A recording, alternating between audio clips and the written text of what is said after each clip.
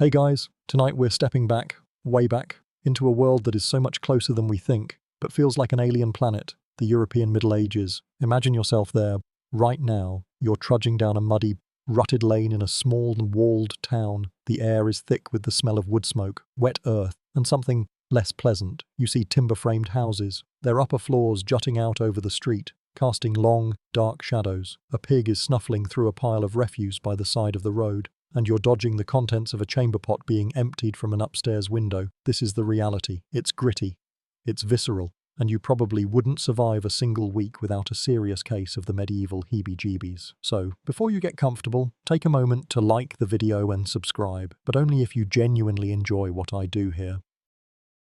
Let me know where you are right now and what time it is, so we can all feel connected across the miles. Now, dim the lights, maybe turn on a fan for that soft background hum. And let's ease into tonight's journey together. You might think that for people in the Middle Ages, sex was this big, romantic affair, full of knights and ladies and whispered promises. The truth is, it was a lot more, well, functional. Life was short, and the primary goal for most people was survival and procreation. This wasn't a time of dating apps or romantic rendezvous. It was a time of arranged marriages and societal obligations.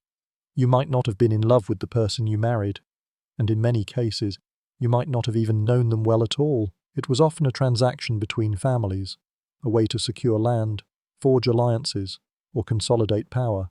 And once you were married, your duties were clear: produce heirs, preferably male ones. Personal hygiene was, to put it mildly, a bit different. Forget everything you know about daily showers and deodorant. Most people, especially peasants, rarely bathed. It wasn't about laziness, it was about practicality. Water had to be hauled, wood had to be gathered to heat it, and in a life of back-breaking labour, bathing was a low priority. A good scrubbing might happen once a month, or even less. And for many, their toilet was a communal cesspit or just the nearest hedge. The phrase, "you probably haven't been this clean since your baptism," was a genuine compliment. But even the wealthy weren't living a sparkling clean life. While they had access to hot water and private bathing rooms, they still weren't showering every day. They used scented oils and herbs to mask body odor rather than wash it away. One particularly fascinating tidbit is the use of linen undergarments. While they didn't get rid of body odor, they were thought to absorb sweat and dirt, so people would simply change their linen shirts and smocks, believing that would keep them clean enough. The linen would then be boiled with lye soap, a harsh and often damaging process, which was seen as the main way to get things clean.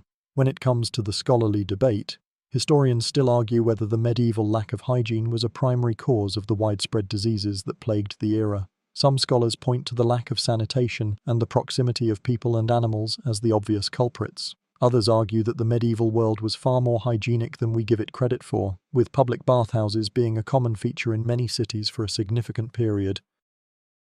However, the Black Death and other plagues seem to have permanently changed this view, as people began to associate bathing with illness, believing that opening the pores of the skin allowed the sickness to enter the body. This fear only worsened hygiene practices and became a self-fulfilling prophecy. It's an endless cycle.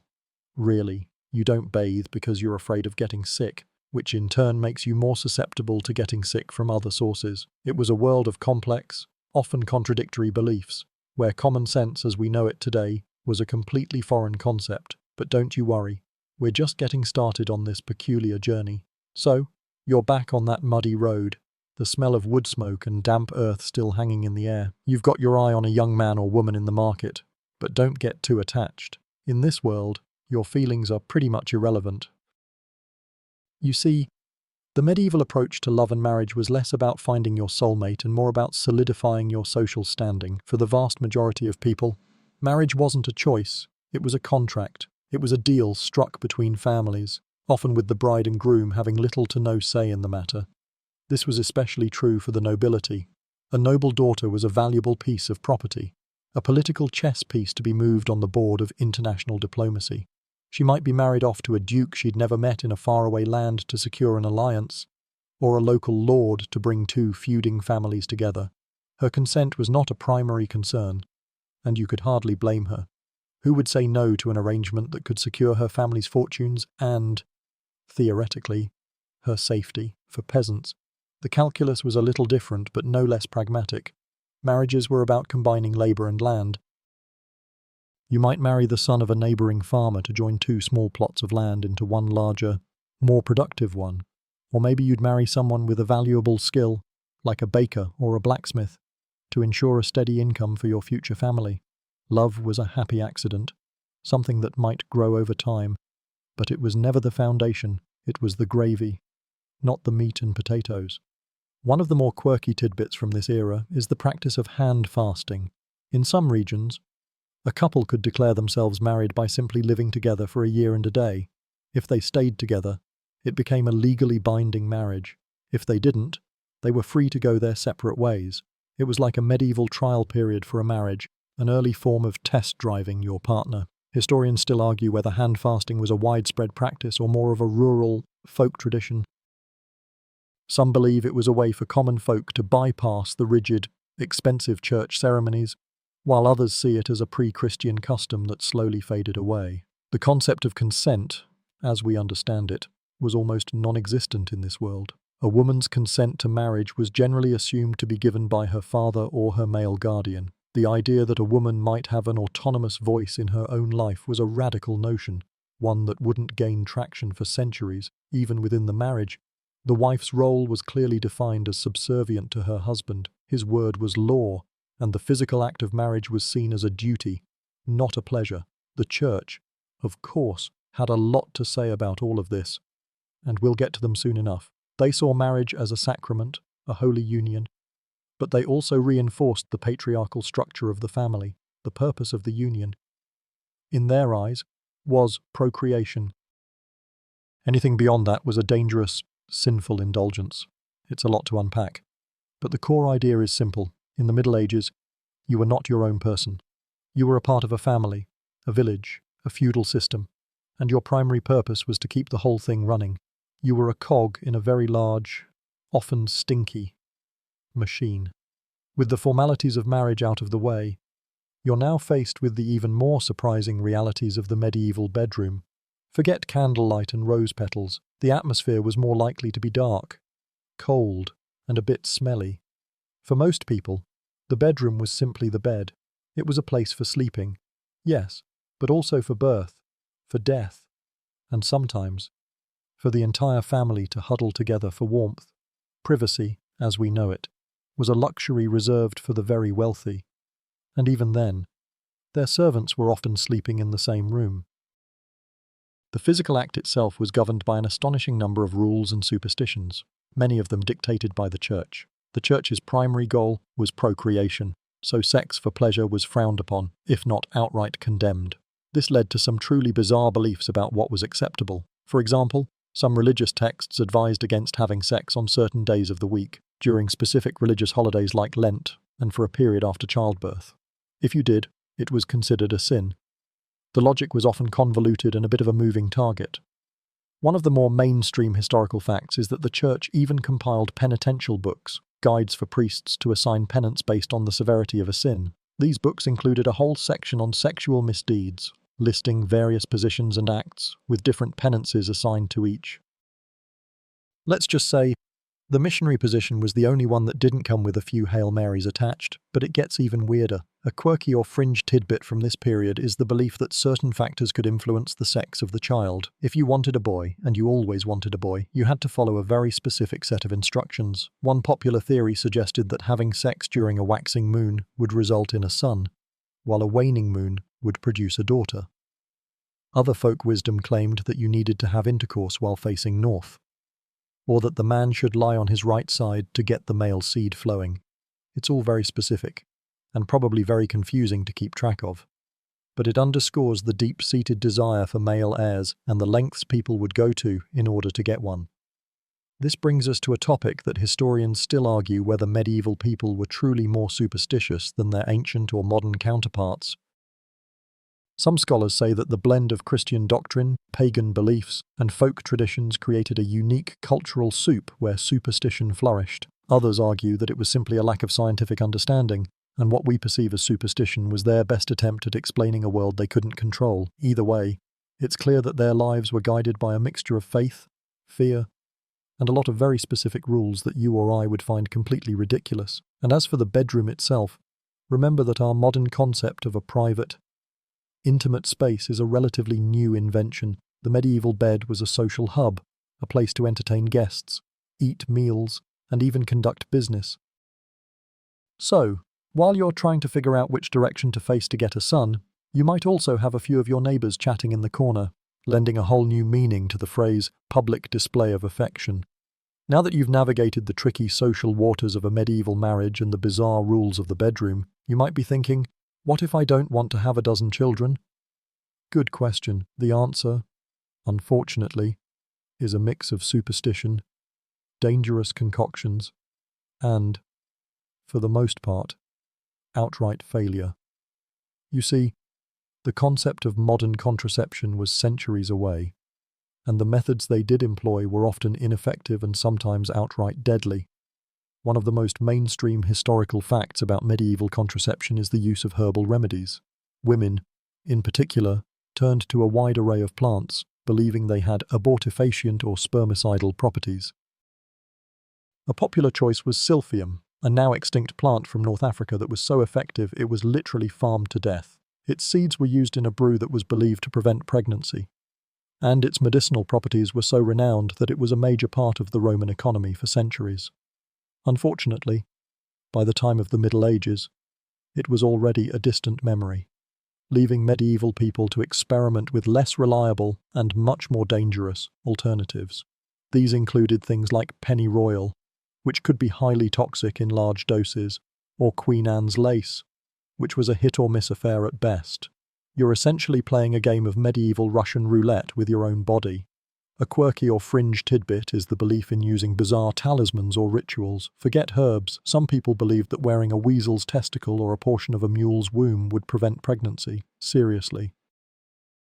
They would carry these odd little charms around, convinced that they had some kind of magical anti-procreative power. This blending of natural remedies and magical thinking was a common thread throughout medieval life. Remember that crocodile dung sunscreen? This is the same kind of logic at play, where a gross or unusual object was thought to have a powerful, albeit completely unproven, effect. Then there's the whole realm of coitus interruptus, or as it was more politely known, withdrawal. While this method is still around today, it was particularly frowned upon by the Church, which considered any act that didn't lead to procreation to be a sin. So not only were you playing with fire in terms of effectiveness, you were also risking eternal damnation. It's a lose-lose situation, really. This leads us to a central scholarly debate. Historians still argue whether the Church's condemnation of contraception was the primary reason for the slow development of birth control methods. Some scholars believe that the Church's powerful influence on morality and law actively suppressed any medical or scientific progress in this area. Others argue that the technology simply wasn't there yet, and even without the Church's influence, people would have been limited to the same ineffective herbal remedies and magical thinking. It's a chicken and egg situation. Did the lack of scientific understanding drive the superstition, or did the religious doctrine stifle the scientific inquiry? Either way, you're stuck. You're in a world where you have a handful of children, and a good number of them won't survive to adulthood. The risk of childbirth is terrifying, and the only solutions available to you are a brew that might poison you, a piece of animal anatomy that will do nothing, or a method that could land you in hell. It really puts our modern-day pill-popping to condom-using lives in perspective, doesn't it? As you've already figured out, the medieval world was not one where you could just live your life and love who you wanted without a higher power weighing in. And that higher power, in almost every facet of life, was the Church. The Church was the ultimate arbiter of morality, and its influence extended far beyond the walls of the cathedral. It was in your home, in your bedroom, and in every decision you made about your body and your relationships. The Church saw the human body as a vessel for the soul, and the physical act of sex was a powerful and often dangerous thing that needed to be controlled and directed toward a single, sacred purpose: procreation. A mainstream historical fact you need to understand is the concept of spiritual marriage. The Church elevated marriage to a sacrament, a holy union ordained by God. This was a significant shift from earlier Germanic and Roman customs, where marriage was a more civil contract, but this divine status came with a heavy price. Once married, you were bound for life. Divorce was virtually impossible, and annulment was only granted in very rare cases and for very specific, often technical reasons, like if the marriage was never physically consummated. This sacralization of marriage meant that the church had the authority to dictate all the rules, from who you could marry, no close relatives, for example, to what you could do once you were married. One of the more quirky or fringe tidbits is the church's stance on the days you were allowed to have sex. This wasn't just a suggestion, it was canon law. You were not supposed to have sex on Sundays, Wednesdays, and Fridays, or during Advent, Lent, and other major religious festivals. That's a good chunk of the calendar right there. This was all part of the church's attempt to instill discipline and self-control. It was a way of saying, your body isn't just for your pleasure, it's for God's will. You could be fined or given a penance by your priest if you were caught breaking these rules. It was a whole lot of control over what we consider to be the most private part of our lives. This brings us to one of the central scholarly debates. Historians still argue whether the church's strict sexual morality was a primary cause of social and psychological repression, or a necessary stabilizing force in a chaotic world. Some scholars argue that the church's rules created a deeply repressed society, where natural desires were demonized, leading to guilt and shame. Others contend that in a world without civil law enforcement as we know it, the church provided a moral framework that prevented social chaos. It established a clear code of conduct and provided a sense of order and purpose for a population living in fear and uncertainty.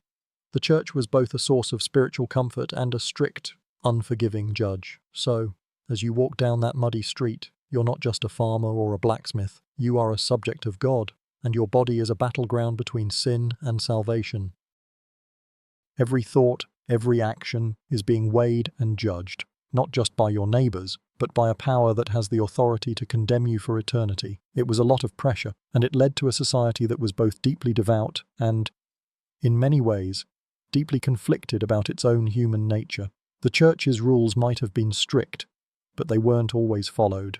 In a world with so many unmarried men and women, travelers, soldiers, merchants, and those who simply couldn't afford to get married, there was a thriving, and often regulated, alternative prostitution. You might think the church would have been dead set against it, and in a way, they were, but they were also pragmatic. It was a common saying in the Middle Ages that it was better to have a licensed brothel than a city full of promiscuous men, or, as one church official put it, if you remove a cesspool, the whole house will fill with filth. This kind of logic led to the complex and often contradictory attitudes towards what was known as the sinful trade. A mainstream historical fact is that many medieval cities actually licensed and regulated brothels. In cities like London, Paris, and Florence, brothels were often restricted to certain districts, usually on the outskirts of town or near major thoroughfares. They had to pay a tax to the city or to a powerful lord, which was a good source of revenue. The city of Avignon, for example, which was the seat of the papacy for a time, even had its own city-run brothel. This shows that while the church officially condemned the act, many secular authorities saw it as a necessary evil and a way to maintain social order. The women who worked in these brothels were, for the most part, not celebrated. They were seen as a necessary evil, a safety valve for male lust, and they were often ostracized from polite society. A quirky or fringe tidbit is that in some places, prostitutes had to wear a specific article of clothing to identify themselves. In some parts of France, it was a striped hood or a yellow sash. In Florence, they were required to wear gloves and a bell on their head so everyone would know who they were. This was meant to serve two purposes: to warn men of their sinful nature and to prevent them from inadvertently mixing with decent women. It was a form of public shaming, a way to mark them as outside the bounds of conventional morality, even as the city itself profited from their labor. This brings us to a complex, scholarly debate. Historians still argue whether the regulation of prostitution was a form of social control or a way for women to gain a degree of independence. Some scholars argue that by being able to work and earn their own money, these women had a degree of freedom that was rare for their time. They were not bound by a husband or a family and could move around with more autonomy. Other historians counter that this is a romanticized view, and that the vast majority of these women were forced into the trade by poverty, and they were at the mercy of pimps and violent clients. The constant threat of disease, violence, and social ostracism made it a brutal and desperate life. As you walk through the red light district of a medieval town, you see a world of contradictions. The church might be preaching about purity from one corner, while a city official is collecting a tax on sin from the other. It was a world of hypocrisy and double standards, where morality was often a matter of convenience, and where what you did in the shadows was very different from what you preached in the light. It's a lot like our world today, actually, but with more bells. In a world where marriage was a contract and procreation was the goal, straying from that path was seen as a serious betrayal, and the consequences for adultery were harsh, often brutally so. The penalties for adultery weren't just about a broken promise, they were about a fundamental violation of the social order. They threatened the legitimacy of heirs, the transfer of property, and the very foundation of the family unit. A mainstream historical fact is that the punishment for adultery was not equal for men and women. There was a glaring double standard. For a man, adultery was often a social faux pas, or at worst, a financial matter to be settled with the husband of the woman he cheated with. He might have to pay a fine or, in more extreme cases, face a duel or a challenge, but for a woman, adultery was seen as a much more serious crime, often a capital offence. Her punishment could range from public shaming, where she might be forced to wear a sign proclaiming her sin, to physical mutilation or even death. In some Germanic laws, a husband had the right to kill both his wife and her lover if he caught them in the act. It's a terrifying reality check on how differently the genders were viewed and valued. A quirky or fringe tidbit is the use of what were known as cuckold horns. If a man's wife was unfaithful, he was often publicly ridiculed and referred to as a cuckold. Sometimes, other villagers would put horns on his front door or on his head as a form of mocking public spectacle. It was a way of shaming the man for his perceived failure to control his wife, which was seen as a profound personal and social weakness. The man's reputation was damaged, not just the woman's. It was an interesting way the community took justice into its own hands, even if it was a cruel form of social punishment. This brings us to one of the central scholarly debates. Historians still argue whether the extreme punishments for women were primarily about male control or about the preservation of property. Some scholars argue that the punishments were simply a form of patriarchal control, designed to keep women in their place and to maintain male dominance. Others argue that the root cause was more economic than misogynistic. The logic was that a man could never be 100% sure that a child was his, so a wife's fidelity was the only way to ensure the legitimacy of the heir who would inherit the family's land and wealth. Without that assurance, the entire feudal system could unravel. The punishments, therefore, were a way of protecting the social and economic order, not just a way of punishing a woman for a sexual transgression. And so, as you navigate this world, you realize that your love life is a minefield of potential disasters. A moment of indiscretion could lead to a fine, a public shaming, or even your death. Your body and your choices are not your own. They are the property of your husband, your family, and the society you live in. It's a stark reminder that freedom as we know it today is a very, very recent invention. As you've seen, adultery was a serious crime, but it was just one of many sexual offences in the eyes of medieval law. Medieval law was a messy, often contradictory patchwork of local customs, feudal obligations, and, of course, church doctrine. Unlike our modern legal systems with their codified laws and police forces, justice was often dispensed by a local lord, a magistrate, or even a church court, and the penalties could be as varied as the crimes themselves. A mainstream historical fact is that the laws against sexual violence were often weak and difficult to enforce. While rape was considered a grave offence, it was rarely prosecuted successfully, especially if the victim was a woman of low social standing. The burden of proof was incredibly high, and the woman was often blamed for the crime. A victim might have to undergo a physical examination, and if she wasn't a virgin, her testimony was often dismissed as unreliable. In some cases, the crime was seen as a property offence against the woman's father or husband, with the punishment being a fine rather than imprisonment or execution. This isn't to say there was no justice, but rather that justice was a luxury, one often reserved for the wealthy and well-connected. A quirky or fringe tidbit is that the legal system in some places had a concept known as trial by combat. If a man was accused of a sexual crime, he could challenge his accuser to a duel. It was believed that God would grant victory to the innocent party. The man and woman would fight with specific weapons, and the outcome was seen as a divine judgment. While this was a very rare occurrence, the fact that it existed at all shows just how much medieval law was intertwined with religious belief and superstition. The justice system was less about proving guilt and more about seeking God's will. This brings us to a significant scholarly debate. Historians still argue whether medieval law was a system of justice or a tool of oppression. Some scholars argue that the laws, while harsh, provided a sense of order and security in a dangerous world. The public punishments, like a man being forced to wear a sign or a woman being whipped, were meant to be a deterrent and a way of upholding community standards. Other scholars counter that the legal system was primarily a tool for the powerful to maintain control over the powerless, with different rules for different classes. The wealthy could often buy their way out of trouble, while the poor and marginalized bore the full weight of the law, especially in cases of sexual misconduct. So, as you walk through a medieval marketplace, you realize that the man being put in the stocks for a minor offense might be there for something as simple as public drunkenness, or something as serious as sodomy, and the wealthy merchant standing next to you, who might have committed the same crime, is walking free. It was a world of unequal justice, where your birthright often determined your fate. Amidst the grit and grime of a world where love was a transaction, there existed a strange and beautiful counter-narrative, a romantic ideal that flourished in the courts of the wealthy and the castles of the powerful, courtly love. This was a concept so detached from the reality of medieval life that it feels like something out of a fairy tale. It was an idealized, often secret and non-physical affection between a knight and a noblewoman, who was almost always married to someone else. A mainstream historical fact is that this form of love was highly ritualized and came with a strict set of rules.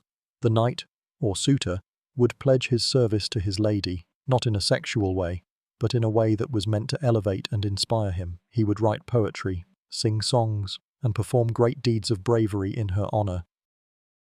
She, in turn, would be his inspiration, a muse who was distant and unattainable.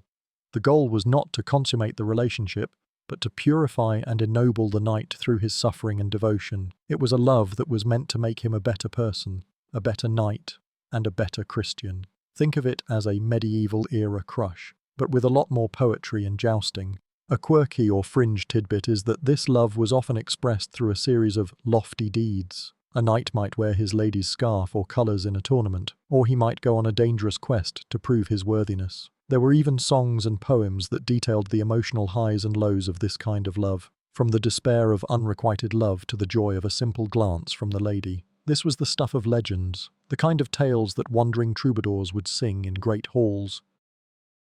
It was a way for the nobility to create a world of art and beauty that was a stark contrast to the brutal reality of war and political maneuvering. This brings us to a major scholarly debate. Historians still argue whether courtly love was a purely literary convention or a real-life practice.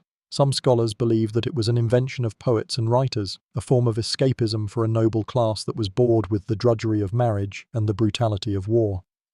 They point to the fact that there is little evidence of these relationships existing in real life.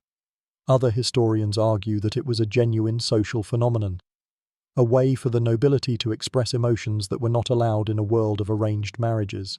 It was a way for women, in particular, to have a sense of autonomy and power in a world that gave them very little. It was a form of rebellion in a world where rebellion was often met with death.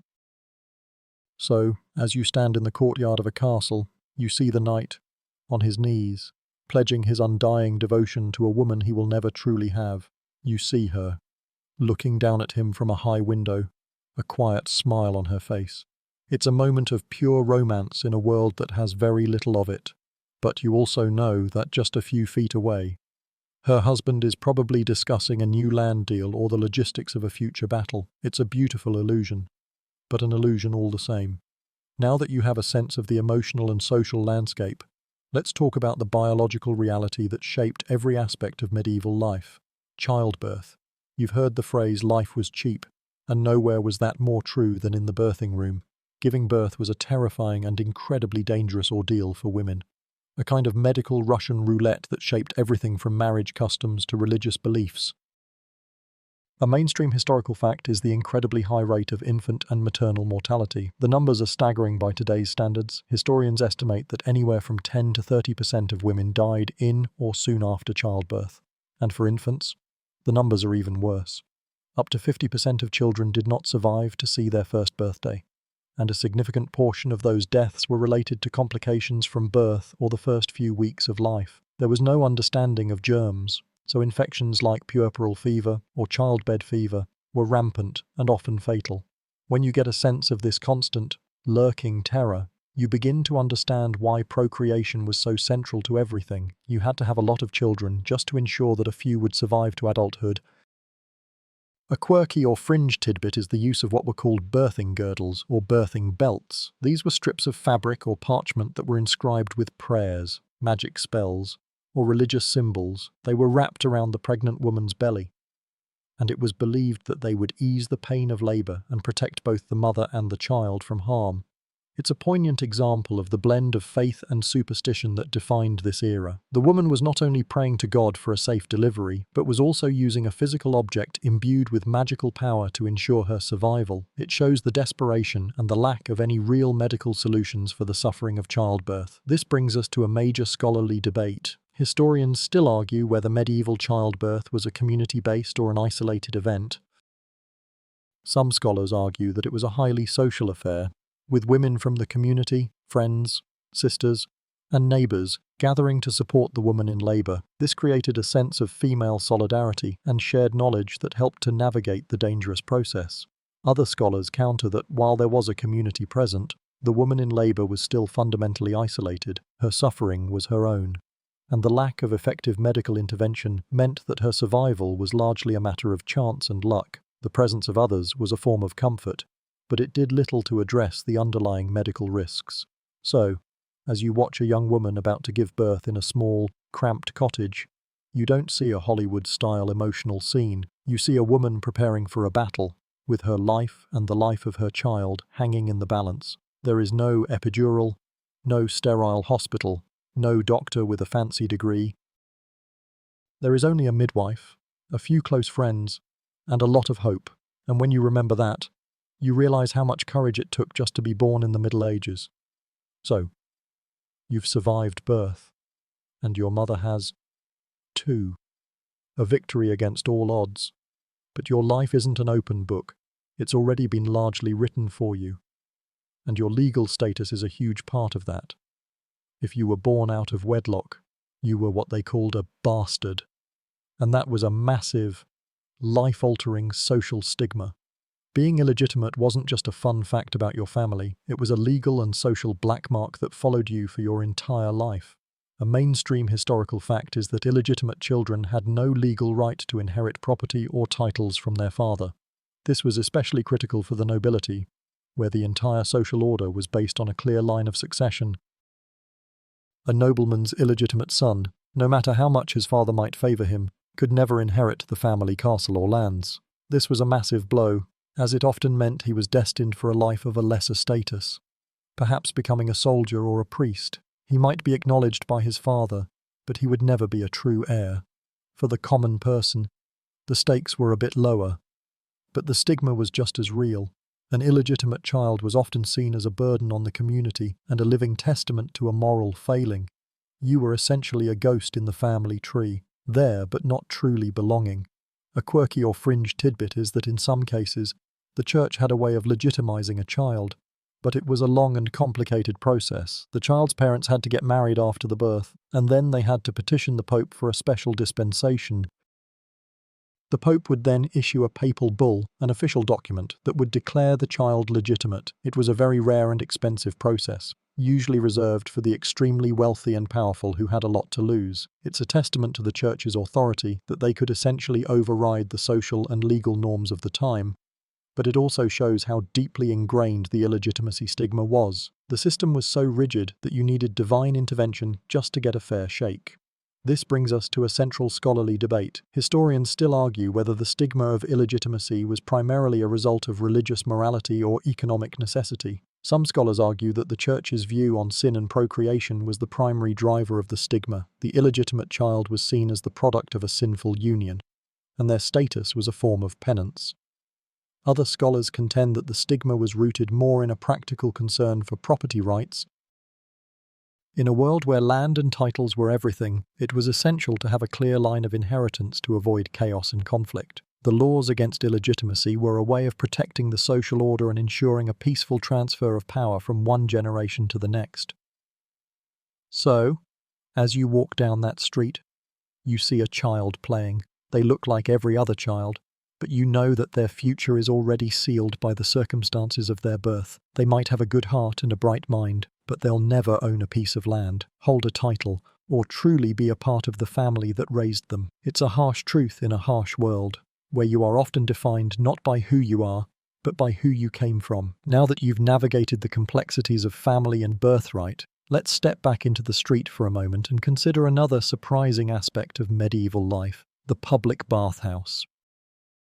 You've heard about the generally poor hygiene, but for a significant portion of the Middle Ages, public baths, or stews, were a common feature of urban life. They were social hubs, not just for getting clean, but for meeting people, conducting business, and even, wink, wink, for more illicit activities. A mainstream historical fact is that these bathhouses were a continuation of the Roman tradition and were popular well into the 14th century. They were often privately run and offered a variety of services, from a simple dip in a hot tub to massages and even barber services. They were a bit like a modern spa or a community centre. People from all social classes would visit them, and they were an important part of the urban social fabric. You could see a wealthy merchant negotiating a deal in one corner while a group of labourers relaxed in another. It was one of the few places where the rigid social hierarchy of the time was a little bit more relaxed. A quirky or fringe tidbit is that these bathhouses were often a source of moral outrage for the church. As they became more popular, they also became associated with prostitution and promiscuity.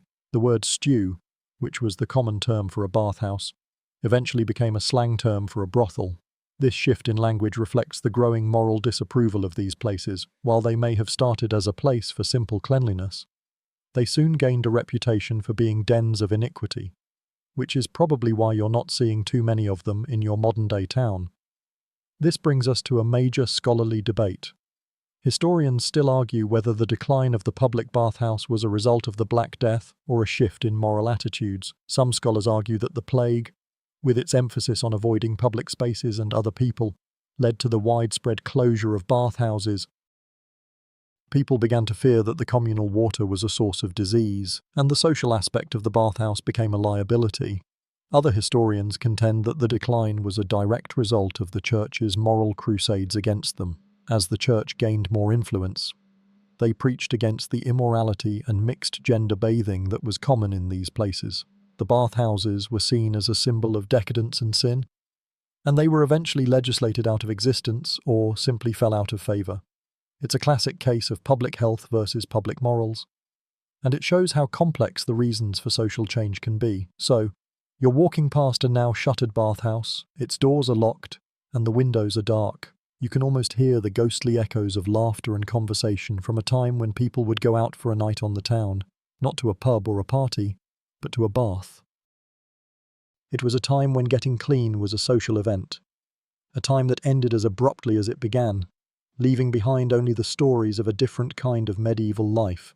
Having learned about the rise and fall of the bathhouse, you might be wondering how people managed to smell less awful. Forget about scrubbing with soap and water. In a world where bathing was rare, the focus shifted from washing away odours to masking them. This was the era of perfume, but not as you know it. This was about herbs, flowers, and ingenuity, and sometimes it was about a desperate attempt to cover up a lot of other smells. A mainstream historical fact is that people used a wide array of herbs and fragrant plants to create scents for their bodies and homes. Dried lavender, rosemary, and rose petals were often placed in sachets and tucked into clothing or hung in rooms to combat the stench of unwashed bodies, animals, and open sewage. For a more personal scent, you might rub a fresh sprig of rosemary on your hands and face, or you could make a simple pomander, which was a ball of fragrant material, usually made from dried fruit like an orange, studded with cloves. It was a kind of primitive air freshener that you could carry with you. The wealthy would have access to more exotic spices from the east, like cinnamon and frankincense, which would be ground into powders and mixed with oils to create a kind of early perfume.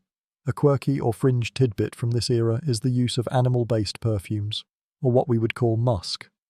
Civet cats and musk deer were highly prized for the pungent secretions from their glands, which were used to create a powerful, long-lasting scent. This was a very expensive commodity, so it was almost exclusively for the very wealthy. The irony is that the scent itself, in its raw form, was incredibly foul. It had to be heavily diluted with other ingredients to become a pleasant and desirable scent. It's a bit like our modern-day understanding of fine perfume, where a little bit of something powerful is used to enhance other, more floral scents. It really makes you appreciate that your modern-day deodorant is not made from a deer's backside. This brings us to a major scholarly debate. Historians still argue whether the use of perfume was primarily about aesthetics or about a genuine belief in its medicinal properties.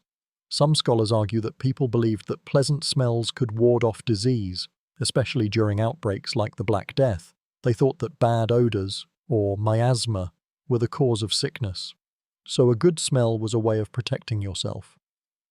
Other scholars contend that it was a simple matter of status and social signaling.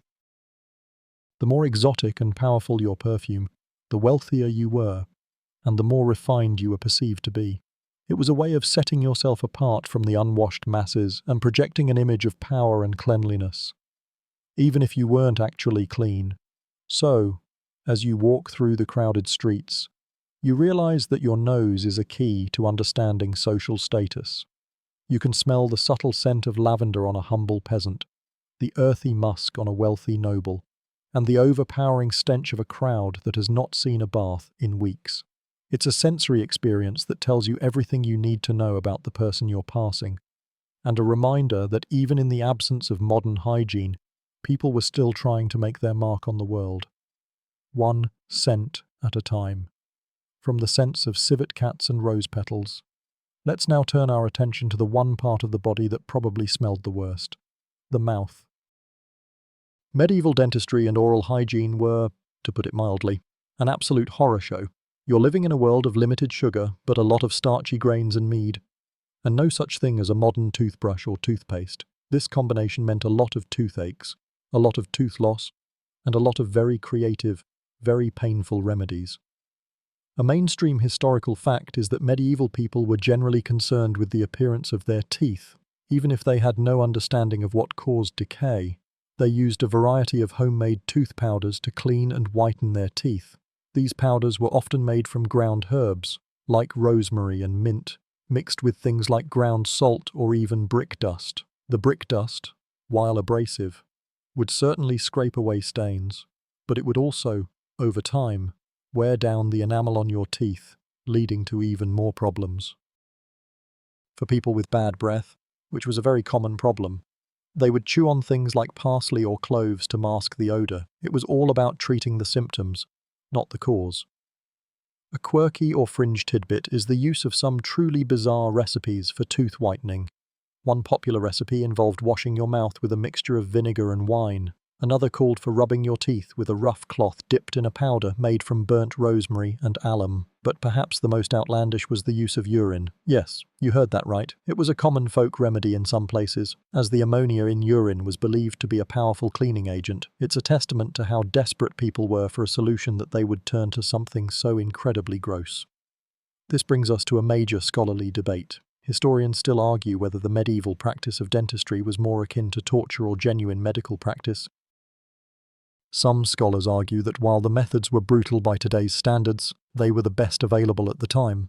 The barber surgeons who performed these procedures were often skilled craftsmen who had a deep knowledge of the human body. Even if their methods were based on trial and error, they were genuinely trying to help people and alleviate pain, even if the result was a missing tooth and a lot of suffering.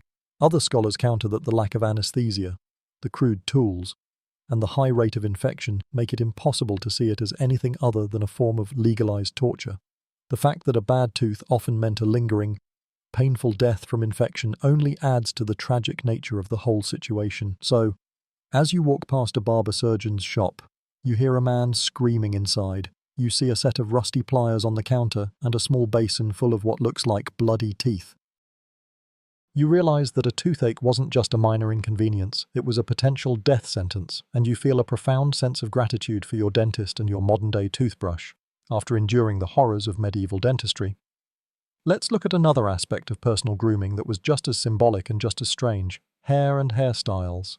Your hair, in the Middle Ages, was more than just a part of your body, it was a statement. It spoke volumes about your social class, your marital status, and your religious devotion. A mainstream historical fact is that for women, Long hair was seen as a symbol of beauty and femininity. However, once a woman was married, she was expected to cover her hair in public.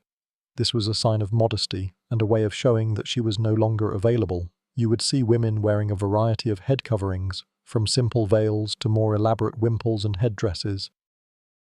These head coverings weren't just for looks, they were a social requirement. To go out with your hair uncovered was seen as a sign of loose morals and was deeply frowned upon by the church. A quirky or fringe tidbit is the use of some truly creative and often disgusting methods for hair care. Forget shampoo and conditioner, people would use things like lye soap, which was a harsh and often damaging cleaner, or they would rub herbs like sage and lavender into their hair to make it smell good.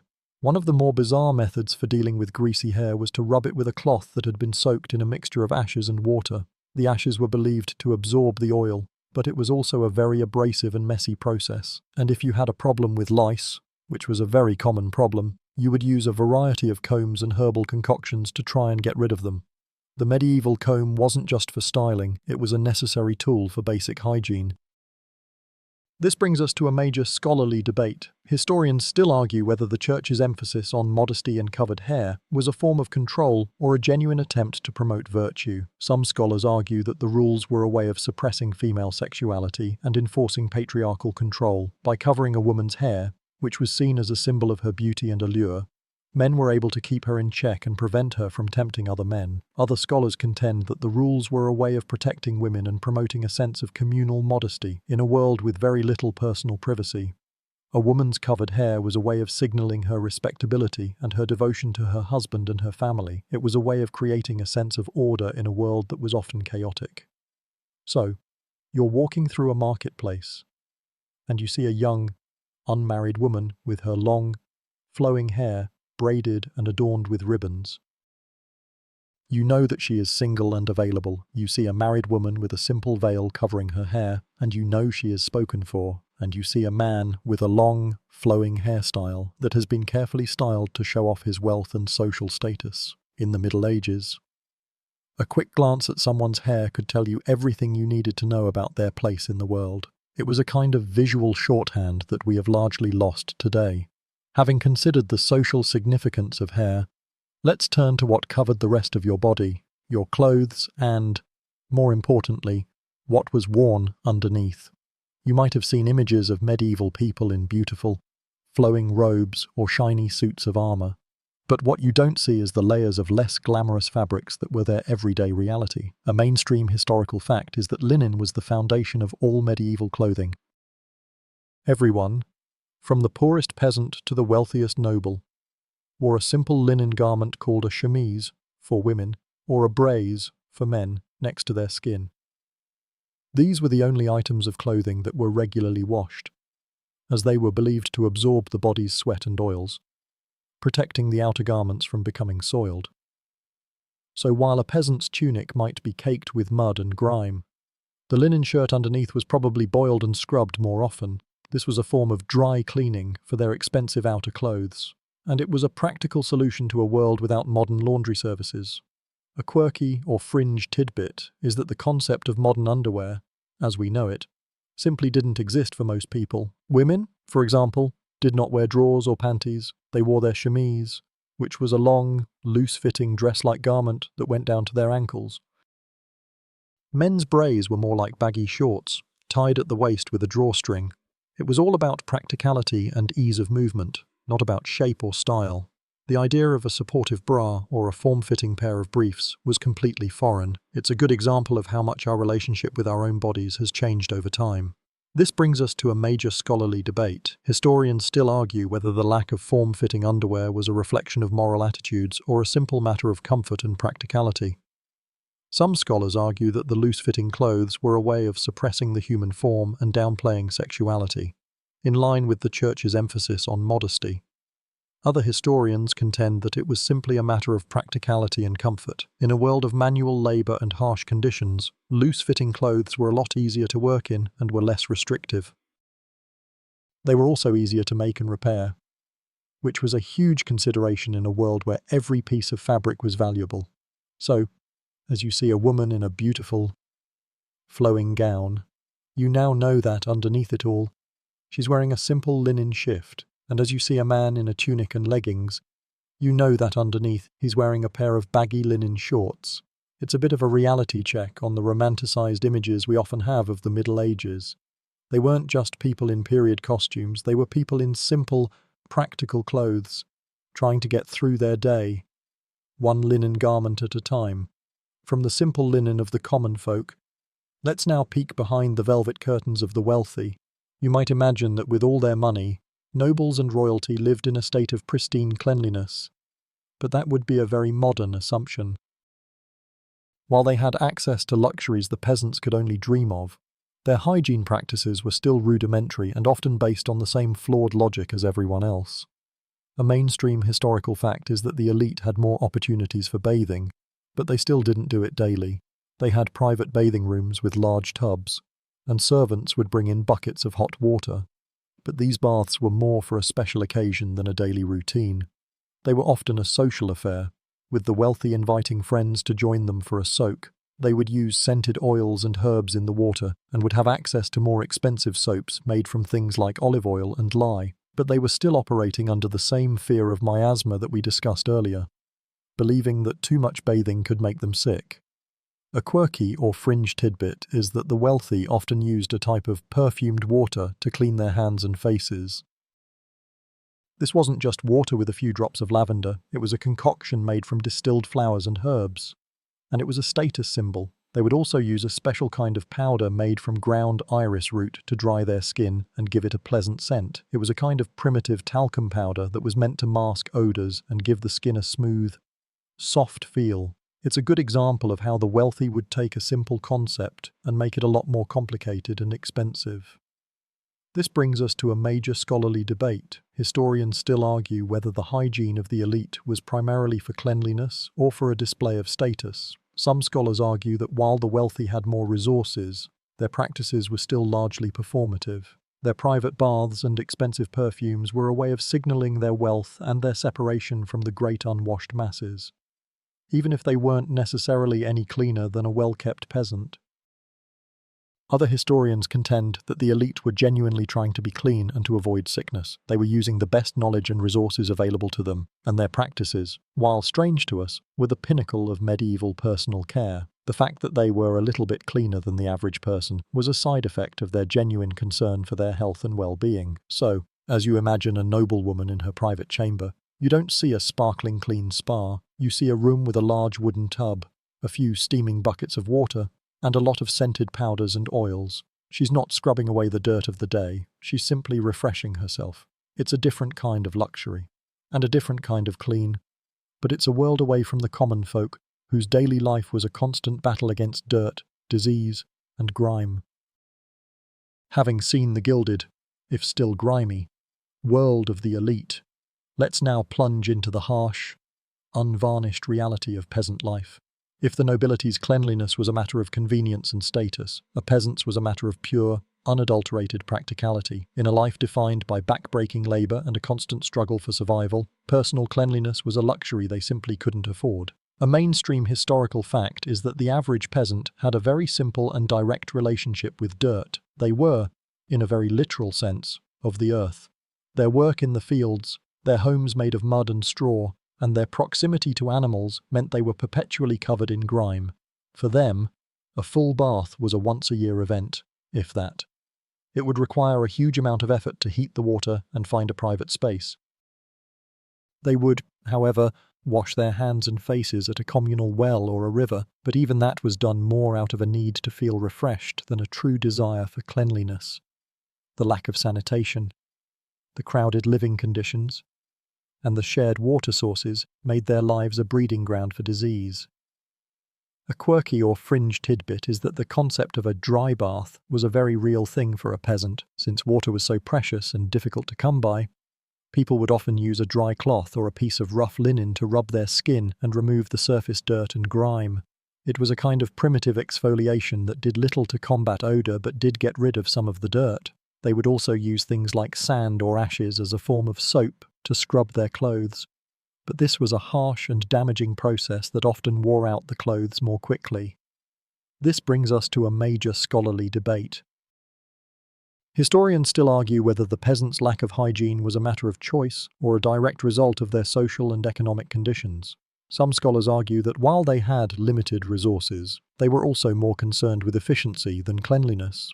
A peasant's life was a constant cycle of work, and every moment spent on something like a bath was a moment not spent on farming or preparing for winter. Other historians contend that it was a clear symptom of their oppression. They were simply too poor to afford the time, the fuel, and the water needed for a proper bath. Their bodies and their lives were a testament to the brutal reality of the feudal system, where their very existence was a form of self-sacrifice for the benefit of the ruling class. So, as you walk through a peasant village, you smell the familiar odors of damp earth, wood smoke, and sweat. You see the calloused hands and the mud-caked clothes. And you realize that for these people, life wasn't about being clean, it was about being strong, it was about surviving, and that was a job that required all of their time, all of their energy, and all of their focus. You've seen the world of the wealthy and the world of the poor, both struggling with the same basic problems of hygiene, but then, a new character enters our story.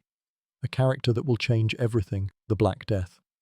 This isn't just another bad year, it's a cataclysmic event that will fundamentally alter the way people think about public health, social interactions, and their place in the world. A mainstream historical fact is that the Black Death, which swept across Europe in the mid-14th century, wiped out an estimated 30 to 60% of the European population. It was a pandemic of unprecedented scale, and it spread with terrifying speed. People didn't understand what caused it. Some thought it was a punishment from God, others thought it was a punishment from bad air. Remember that miasma theory? And still others blamed groups of people like Jews and lepers, leading to horrific pogroms. This fear and lack of understanding led to a radical shift in personal behavior. People began to avoid public spaces, they stopped gathering for feasts and festivals, and they began to fear physical contact with others. A quirky or fringe tidbit is that the plague actually worsened personal hygiene in some ways. Remember how we said people believed that bathing opened the pores and let disease in? The plague cemented this idea in the public consciousness. People stopped using public bathhouses and started to fear water, especially communal water. Instead of washing, they would use strong-smelling herbs and flowers to ward off the corrupt air that they believed carried the disease. They would carry small bouquets, or posies, of flowers with them, which is where the nursery rhyme "Ring Around the Rosie" is thought to have originated. A pocket full of posies was a way of trying to protect yourself from the plague. This brings us to a major scholarly debate. Historians still argue whether the plague was the single greatest catalyst for social and economic change in the Middle Ages. Some scholars argue that the plague was a reset button for European society. With so many people gone, land was suddenly plentiful and labor was in short supply. This gave the surviving peasants more power and bargaining chips, which eventually led to the breakdown of the feudal system. Other scholars contend that the plague simply accelerated changes that were already underway. They point to the fact that the feudal system was already under strain from things like population growth and agricultural innovation, and the plague just hastened its demise. So, as you walk through a town that was once bustling with people, you see empty houses and silent streets. The once crowded church is now eerily quiet, and the smell of death hangs in the air. The plague wasn't just a disease, it was a psychological and social shockwave that forced people to reconsider everything they knew about the world. From their relationship with God to their relationship with their own bodies. It was the beginning of the end of the world as they knew it, and a new, more fearful, and more isolated world began to take shape. After the Black Death, a new kind of terror settled in, and with it, a new kind of thinking about the human body. As the old ways of life crumbled, so too did some of the old medical beliefs, but not all of them. In a world without modern medicine, people turned to the ancient wisdom of Hippocrates and Galen, who had a theory about what made the body work. A mainstream historical fact you need to know is the theory of the four humours. This was the prevailing medical belief for over 2,000 years, and it influenced everything from what you ate to how you were treated when you were sick. The theory stated that the human body was made up of four essential fluids, or humours: blood, phlegm, black bile, and yellow bile. Each of these humours was associated with a specific personality type and an element of nature. Blood was linked to a cheerful, sanguine temperament, phlegm to a calm, phlegmatic one, yellow bile to an irritable, choleric one, and black bile to a melancholic, sad one. Health was believed to be a state of balance between these four humours. If you had too much of one, you would get sick. A quirky or fringe tidbit is that this belief led to some truly bizarre medical treatments. If you had a fever, which was associated with too much blood, a doctor would perform a bloodletting. They would make a small incision in your arm or use leeches to drain the excess blood from your body. It sounds horrifying to us, but to them, it was the most logical way to restore balance. If you had a cough, they might try to get rid of the excess phlegm by making you vomit or take a laxative. The goal was always to bring the humours back into balance, and the methods were often more dangerous than the illness itself. This brings us to a major scholarly debate. Historians still argue whether the theory of the four humours was a form of primitive medicine or an obstacle to true scientific inquiry. Some scholars argue that while the theory was wrong, it provided a framework for a more holistic understanding of the body. Doctors would look at a patient's diet, their lifestyle, and their emotional state to try and find the root cause of the illness. It was a more personalized approach than what would come later. Other historians contend that the theory was a dead end. It was so deeply ingrained in the culture that it prevented people from looking for other, more scientific causes of disease. The idea of germs, for example, would have been impossible to grasp in a world where disease was caused by an imbalance of fluids. So, as you see a man with a raging fever, you don't just see a sick person, you see a person with too much blood, you see a doctor with a knife, and you see the patient, willing to put his life in his hands for a chance at a cure. It's a world where you don't just treat the illness, you treat the humour, and in many cases, the cure was just as likely to kill you as the disease. The theory of the four humours was a pervasive belief, but when it came to more immediate, visible problems, like a broken bone or a festering wound, the medieval approach was far more direct and far more terrifying. This was the world of the barber surgeon, a jack of all trades who would cut your hair one minute and saw off your leg the next. There was no modern concept of a sterile operating room, no anesthesia, and certainly no pain relief beyond a strong drink or a prayer. A mainstream historical fact is that surgery was a brutal and often fatal affair. Amputations were common, especially for soldiers wounded in battle or for people with infected limbs. The procedure was quick and dirty. The surgeon would heat a knife over a fire, not for sterilization, but for cauterization, to stop the bleeding. The patient, if they were lucky, would have a piece of wood to bite down on, and the whole thing would be over in a few minutes. The speed was essential, as the patient could bleed to death in a very short time, but the real danger came after the surgery. With no knowledge of germs, the wound would often become infected, and the patient would die a slow, agonizing death. The surgeon's tools were often the same ones he used to cut hair, and they were rarely cleaned between patients. A quirky or fringe tidbit from this era is the use of what were called wound men in medical texts. These were illustrations of the human body covered in various wounds, cuts, bruises, punctures, and broken bones. They were used as a visual guide for doctors and surgeons, a kind of primitive medical textbook that showed them how to treat a wide variety of injuries. It's a bit like a medieval action figure that you can use to practice your first aid skills. They're a stark reminder of how common and how varied these injuries were. This brings us to a major scholarly debate. Historians still argue whether medieval surgical practices were a sign of progress or a step back from the ancient world. Some scholars argue that while they were brutal, they were a sign of a more empirical approach to medicine. Doctors were observing the body, they were learning through trial and error, and they were developing new tools and techniques. They point to the fact that some surgeons were able to successfully perform difficult procedures, like setting broken bones or removing cataracts. Other historians contend that the lack of understanding of hygiene and infection made all of their practices a dangerous gamble. The death rate from surgical procedures was so high that it's difficult to see it as anything but a form of legalized butchery. So, you're standing in a small room, and you see a man in a bloody apron, holding a rusty saw. You hear the screams of a man on the table, and you smell the sickly sweet odor of blood. You realize that a simple injury that we would treat with a few stitches and a bandage was a life-or-death situation in the Middle Ages. And you once again feel a profound sense of gratitude for the modern world, a world where you don't have to worry about a trip to the barber becoming a trip to the morgue, after the horrors of medieval surgery and the prevailing medical beliefs. Let's turn our attention to one of the most feared and misunderstood diseases of the era, leprosy. Leprosy wasn't just an illness, it was a social death sentence. It was a disease that turned a person into an outcast, a pariah, a living testament to the fear and superstition that gripped the medieval world. A mainstream historical fact is that lepers were legally and socially ostracized. They were often forced to live in leper colonies, or leprosaria, which were situated on the outskirts of towns, away from the general population. Before they were sent to a colony, they had to go through a terrifying ceremony, a kind of symbolic funeral, where they were declared legally dead. They were made to wear a special uniform or carry a bell to warn people of their presence. They were forbidden from entering churches, markets, or any other public space.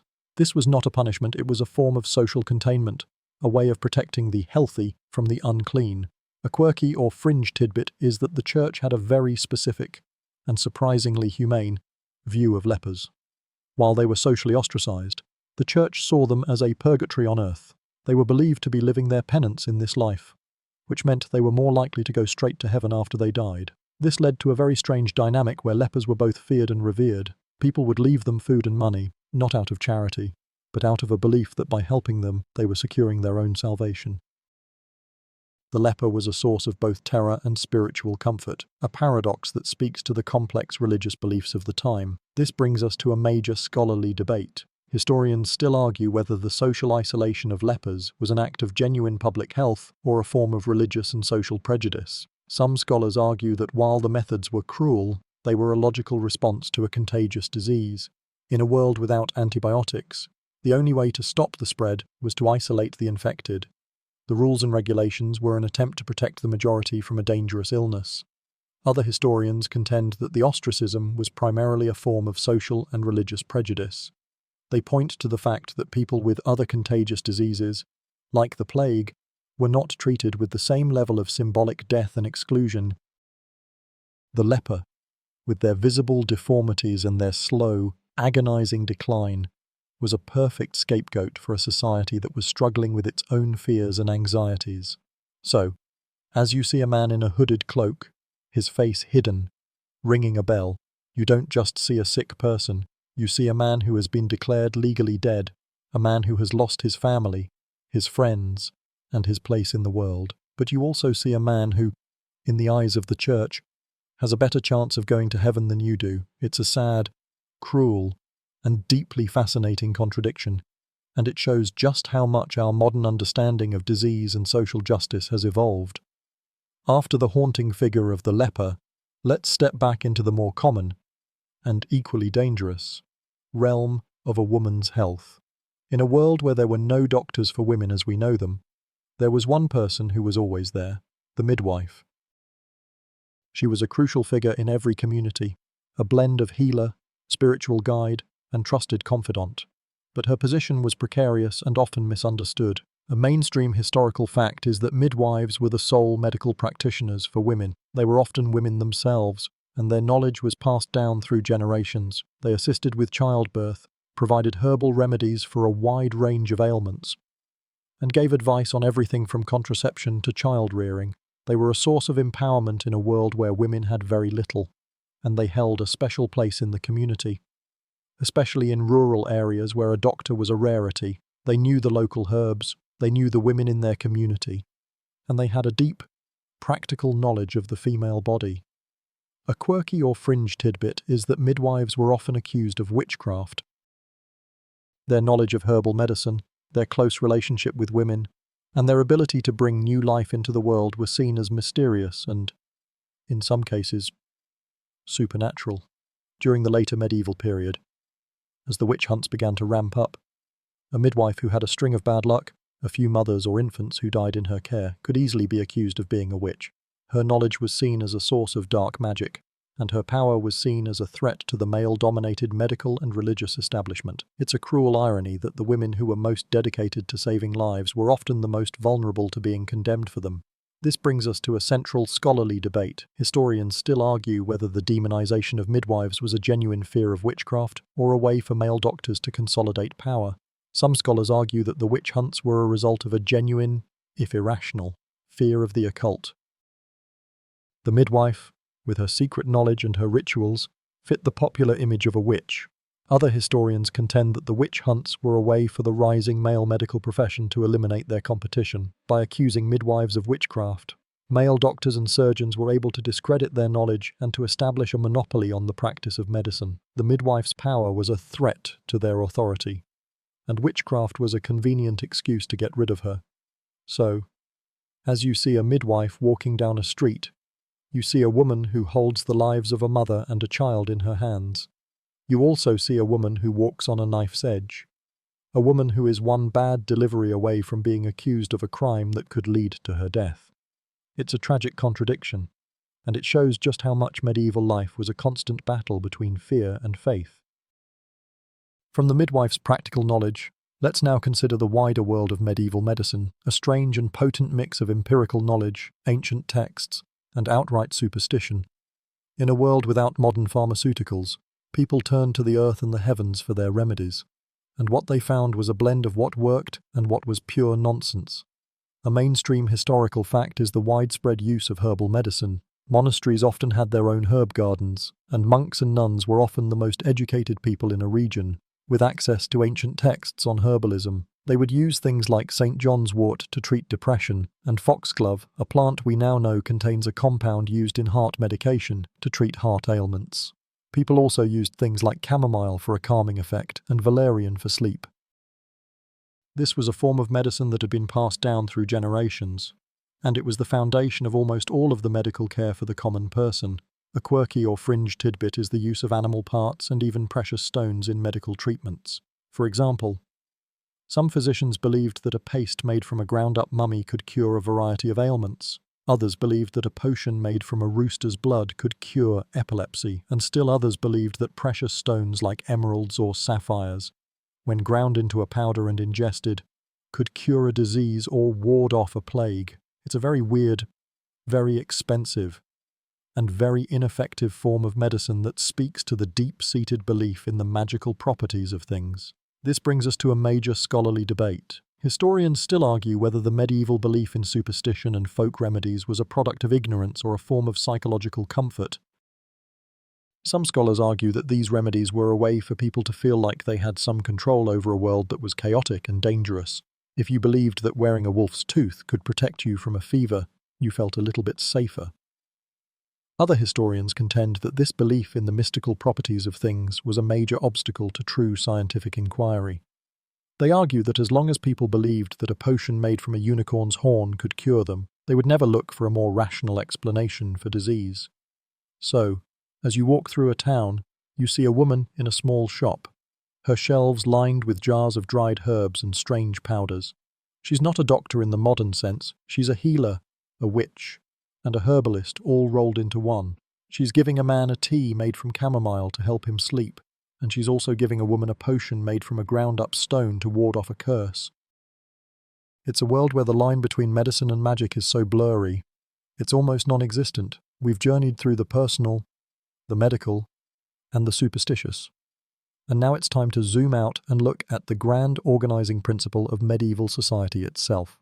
This was a concept so deeply ingrained in people's minds that it felt as real and as unchangeable as the sky itself. It was known as the Great Chain of Being. A mainstream historical fact is that the Great Chain of Being was a philosophical and theological concept that ordered all of creation in a strict, hierarchical structure. At the very top was God, followed by angels, then man, and then the animal kingdom, and so on, all the way down to the lowliest creatures and even inanimate objects. Every single thing in the universe had its own specific place, and every place was connected to the one above and the one below it. Man was at the top of the earthly chain, and within humanity, there were also layers, the king at the top, followed by the nobles, the knights, the clergy, and finally, the peasants. It was a fixed and unchangeable order, and it gave everyone a sense of their place in the world. A quirky or fringe tidbit is that this concept wasn't just about God and kings, it was also about animals and even food. For example, a lion was considered a higher-ranking animal than a sheep, and a swan was a higher-ranking bird than a chicken. This hierarchical thinking even extended to the food you ate. The wealthy would eat the meat of animals that lived in the sky, like swans and eagles, while the poor would eat the meat of animals that lived on the ground, like pigs and sheep. It was a kind of dietary class system, a way of reinforcing your place in the social order even at the dinner table. It's a bit like our modern-day concept of a luxury car versus a standard sedan, but with more feathers. This brings us to a major scholarly debate. Historians still argue whether the great chain of being was a tool for social control or a genuine source of cosmic meaning. Some scholars argue that it was a brilliant piece of propaganda designed to keep the peasants in their place. If you believed that God had ordained you to be a peasant, you were far less likely to question the king's authority or to rebel against your lord. It was a way of using religion to justify social inequality. Other historians contend that it was a source of comfort and purpose for a population living in a chaotic and dangerous world. It gave them a sense of stability and a belief that their suffering had a divine purpose. Their place was ordained by God, and while it might be hard, it was also part of a larger, more beautiful plan. So, as you walk down the street and see a king in his castle, a knight on his horse, and a peasant in his field, you're not just seeing three different people, you're seeing three different rungs on a ladder that was believed to be as old as time itself. It was a world of rigid order, where your place was predetermined, and your primary purpose was to fulfill your role, whatever it may be. From the philosophical order of the great chain of being, let's now descend to the more earthly matters of the stomach. In a world where food was a constant source of anxiety, a feast was more than just a meal. It was a display of power, a social event, and a messy, glorious spectacle. Forget everything you know about table manners. A medieval feast was a very different kind of party. A mainstream historical fact is that medieval feasts were all about showing off. The more courses, the more exotic the food, and the more elaborate the presentation, the more powerful the host was. You would see things like peacocks roasted whole and then redressed in their own feathers, or swans cooked with a variety of spices. It wasn't about the taste, it was about the spectacle. The host would often serve a roasted boar's head on a platter, and the guests would eat with their hands. There were no forks at the table, just a spoon and a knife. The guests would share a plate, and they would often use a piece of stale bread, called a trencher, to soak up the juices from the meat. After the meal, the trencher would be given to the poor or to the dogs. It was a kind of primitive, edible plate. A quirky or fringe tidbit is that the colour of your food was a big deal. The wealthier you were, the more vibrant and colourful your food was. Cooks would use a variety of exotic spices and plants, like saffron and turmeric, to dye the food a bright yellow or red. It was believed that a more colourful food was more nutritious and more refined. It was a way of showing off your wealth and your access to expensive ingredients. For the common person, a feast was a once-in-a-lifetime event, and their daily diet was a lot more humble. It was a lot of starchy grains, like oats and barley, and a lot of root vegetables. Meat was a rare luxury, and it was often a source of protein from a pig or a chicken that they raised themselves. This brings us to a major scholarly debate. Historians still argue whether medieval table manners were a sign of barbarism or a different kind of social etiquette. Some scholars argue that the lack of forks and the shared plates were a sign of a less refined, more primitive society. The use of hands and the messy nature of the feast were a clear sign of a society that had yet to develop the kind of social graces that we take for granted today. Other historians contend that it was simply a different kind of etiquette. The rules were just as complex, but they were more about a social hierarchy and a sense of communal dining. For example, a man would have to serve his female companions first, and the host would be expected to share the best cuts of meat. It was a different kind of ceremony, but it was a ceremony all the same. So, as you sit at a medieval feast, your hands covered in grease and your mouth full of meat, you realize that this is a world of contrasts. The food is both delicious and disgusting. The table manners are both communal and barbaric. It's a world where a feast is a spectacle, and a simple meal is a sign of a very humble and very hard life.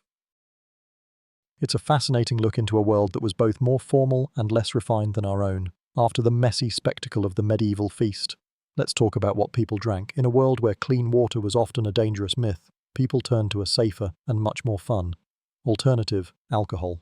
Drinking culture in the Middle Ages was completely different from our own, and it was a central part of both social life and daily survival. A mainstream historical fact is that ale and mead were the beverages of choice for almost everyone, from the poorest peasant to the most powerful king. This wasn't because they were always trying to get drunk, it was because the fermentation process killed the harmful bacteria in the water. So, A pint of ale was often a lot safer to drink than a cup of water from a local well or a river. People would drink it all day long, even children.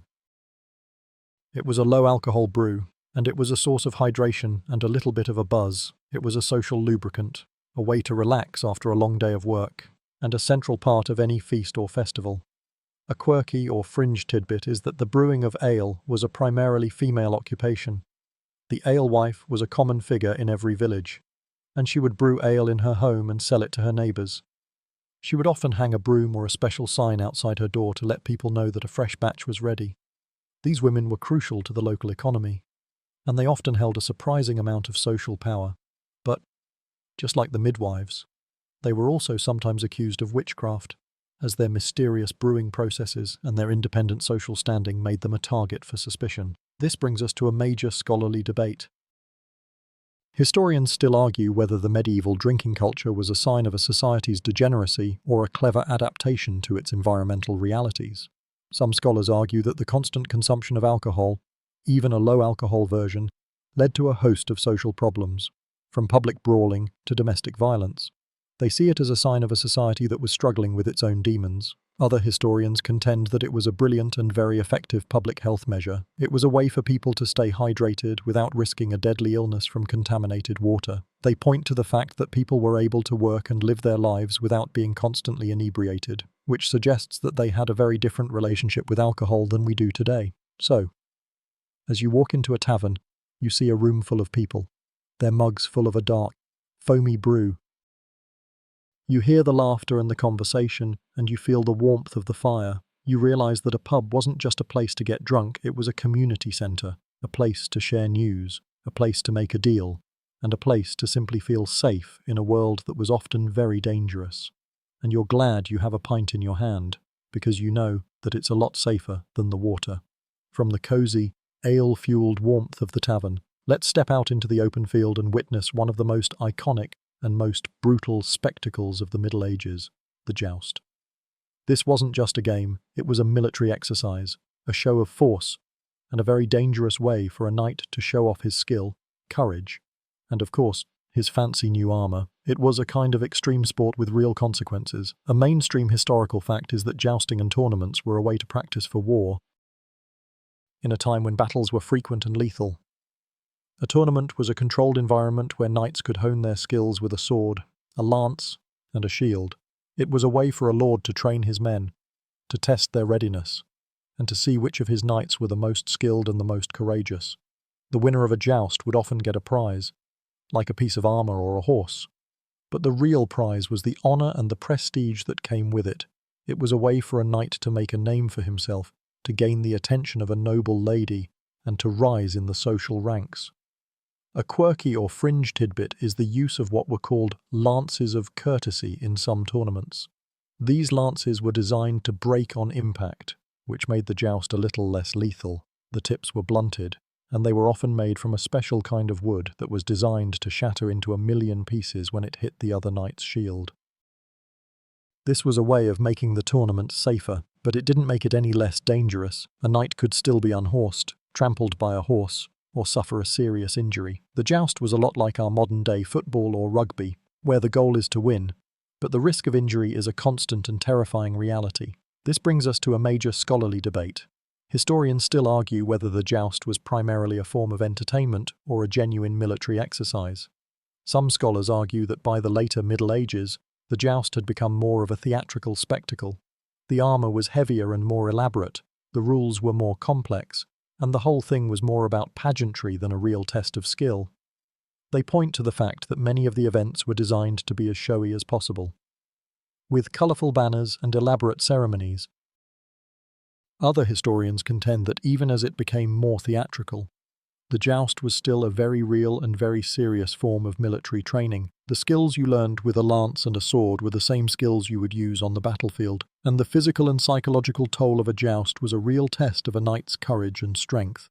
So, as you stand on the sidelines and watch a knight charge with his lance, you see a blur of steel and colour, you hear the thunder of the horse's hooves and the splintering sound of the wood, you feel the excitement of the crowd, and you see the winner, uninjured, raising his sword in victory. It's a moment of pure, unadulterated medieval machismo. And it's a reminder that courage was a currency in this world, and jousting was a way to earn a lot of it.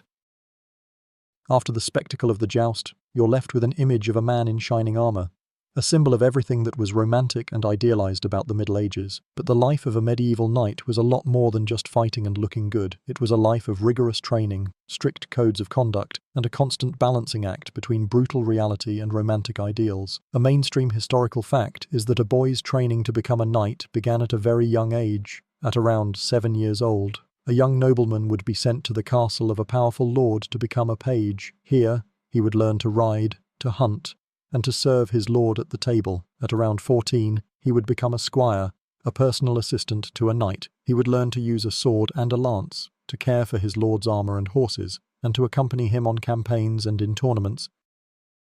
After years of service, if he proved his worth, he would be knighted, a ceremony that was a blend of military and religious ritual. This was not a quick process. It was a long, arduous journey that required years of dedication and discipline. A quirky or fringe tidbit is the concept of a knightly vow. A knight would often make a public vow to perform some heroic deed or to defend some righteous cause. This was not just a promise, it was a way of reinforcing his identity as a protector of the weak and a champion of God. One particularly famous example is the vow of a knight to go on a pilgrimage to a holy site with one leg bound in chains, or to wear a hair shirt until he had avenged a wrong. These vows were a kind of spiritual and physical penance, a way of showing their devotion to their cause. This brings us to a major scholarly debate. Historians still argue whether the knightly code of chivalry was a genuine set of moral principles or a romanticized ideal that was rarely followed. Some scholars argue that chivalry was a real and powerful force that shaped the behavior of the medieval elite. They point to the fact that knights were expected to be courteous, to protect women and the defenseless, and to fight for justice. Other historians contend that chivalry was more of a literary convention, a kind of beautiful but ultimately unrealistic ideal. They point to the fact that many knights were more interested in money and land than they were in honor, and that the reality of war was a lot more brutal and a lot less chivalrous than the stories made it out to be. It's a classic case of the ideal versus the reality. So, as you see a knight on his horse, you don't just see a warrior, you see a man who has dedicated his life to a code of honor that was both noble and deeply flawed. You see a man who is both a symbol of a beautiful ideal and a brutal reality. It's a fascinating contradiction, and it's a reminder that even the most romanticized figures of the Middle Ages were just people, trying to live up to a set of very high and very difficult standards. As you've seen, the life of a knight was a mix of brutal reality and romantic ideals, and the man who often bridged that gap was the troubadour. These were not just singers, they were the storytellers, the news reporters, and the emotional core of the medieval court. They were the ones who took the abstract ideas of courtly love and chivalry and turned them into songs and poems that everyone, from the lowest peasant to the most powerful king, could understand. A mainstream historical fact is that troubadours were highly skilled poets and musicians who traveled from court to court. They would write and perform songs about everything from the latest gossip to the heroic deeds of a knight. Their most famous genre was the canso, a love song that celebrated the idealized, often unrequited love of a knight for a married noblewoman. This was the literary and musical expression of courtly love, and it was a way for the nobility to express emotions that were not allowed in their arranged marriages. The troubadour was the emotional outlet for the court, a kind of medieval-era therapist with a lute. A quirky or fringe tidbit is that troubadours often had a special status that allowed them to move between social classes. They were not just a noble's servant, they were a guest, an artist, and a source of entertainment. This gave them a surprising amount of freedom and a unique perspective on the world. They were often the first to hear about a new battle, a new scandal, or a new royal marriage, and they would spread the news from one court to the next. It's a bit like a medieval-era traveling journalist, but with more songs and less fact-checking. This brings us to a major scholarly debate. Historians still argue whether the troubadours were a force for social change or a tool for the status quo. Some scholars argue that the troubadours, with their emphasis on individual feeling and romantic love, helped to lay the groundwork for a more modern, more individualistic society. They were a kind of cultural vanguard, pushing the boundaries of what was acceptable and what was possible. Other historians contend that the troubadours were simply a form of social escapism, a way for the nobility to live out their fantasies without threatening the rigid social order. They were a distraction, a kind of beautiful lie that made the brutal reality of the feudal system a little more bearable.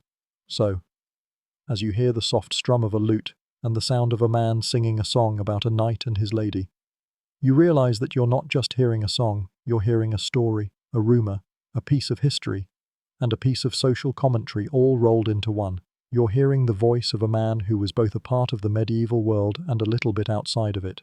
And in that voice, you hear the hopes, the dreams, and the contradictions of an entire era. After the elegant songs of the troubadours, let's turn our attention to the more practical and powerful forces that were shaping medieval towns. The guilds. These weren't just trade organizations, they were the backbone of the urban economy, and they were a major force for social and political change. They were a bit like a medieval era union, but with a lot more power and a lot more influence. A mainstream historical fact is that a guild was an association of craftsmen or merchants who controlled the practice of their craft in a particular town. The guilds had a strict, hierarchical structure. A young boy would start as an apprentice, where he would live and work with a master craftsman for several years. After his apprenticeship was over, he would become a journeyman, a skilled worker who could travel from town to find work. If he was good enough, and if he had enough money, he could eventually become a master craftsman, a member of the guild who could open his own shop and take on his own apprentices. The guilds controlled everything from the price of goods to the quality of the workmanship. It was a way of ensuring that a product was made to a certain standard, and it was a way of protecting the local economy from outside competition.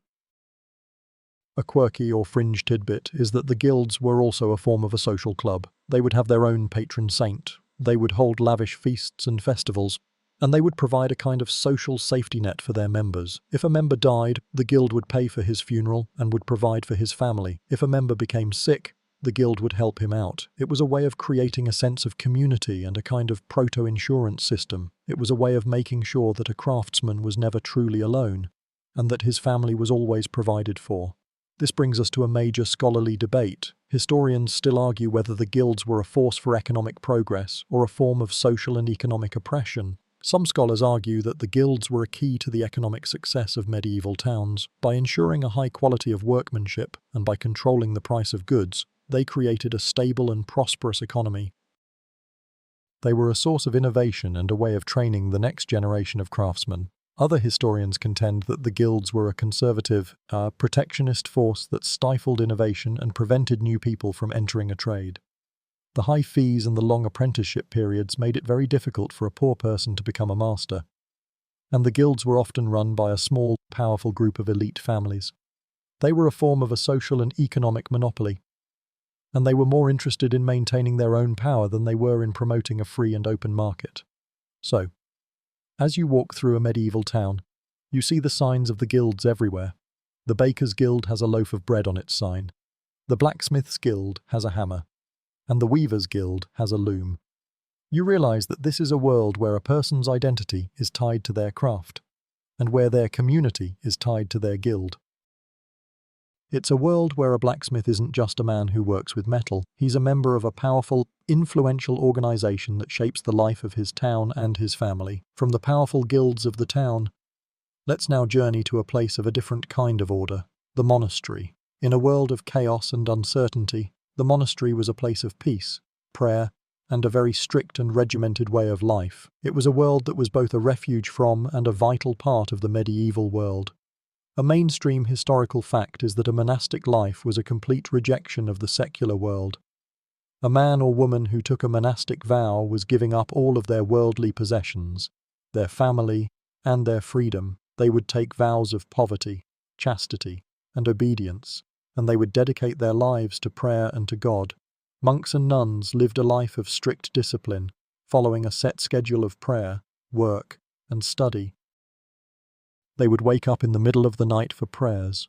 They would spend their days working in the fields or in the scriptorium, and they would live a life of silence and contemplation. It was a life that was designed to purify the soul and to bring a person closer to God. A quirky or fringe tidbit is that monasteries were also a kind of medieval-era brewery and winery, since water was often unsafe to drink. The monks and nuns would brew their own beer and make their own wine, and they would sell it to the local community. The profits from these ventures would be used to support the monastery and to provide for the poor. It's a bit of a funny image. Really, a monk in a habit, surrounded by barrels of beer, but it was a crucial part of the monastic economy. They were not just a place of prayer, they were also a place of commerce. This brings us to a major scholarly debate. Historians still argue whether the monastic life was a form of social escape or a genuine expression of religious devotion. Some scholars argue that the monastery was a place where a person could escape the brutal reality of the feudal system. If you were a poor, landless man, a monastery was a place where you could find a home, a meal, and a sense of purpose. It was a way of opting out of a world that was often cruel and unforgiving. Other historians contend that the monastic life was a genuine expression of a deep and powerful religious devotion. They point to the fact that people from all social classes, from the poorest peasant to the wealthiest noble, would join a monastery. It was a way of showing your devotion to God and of dedicating your life to a higher purpose. So, as you walk past the high walls of a monastery, you hear the faint sound of a bell ringing for prayer. You see the peaceful gardens and the quiet cloisters.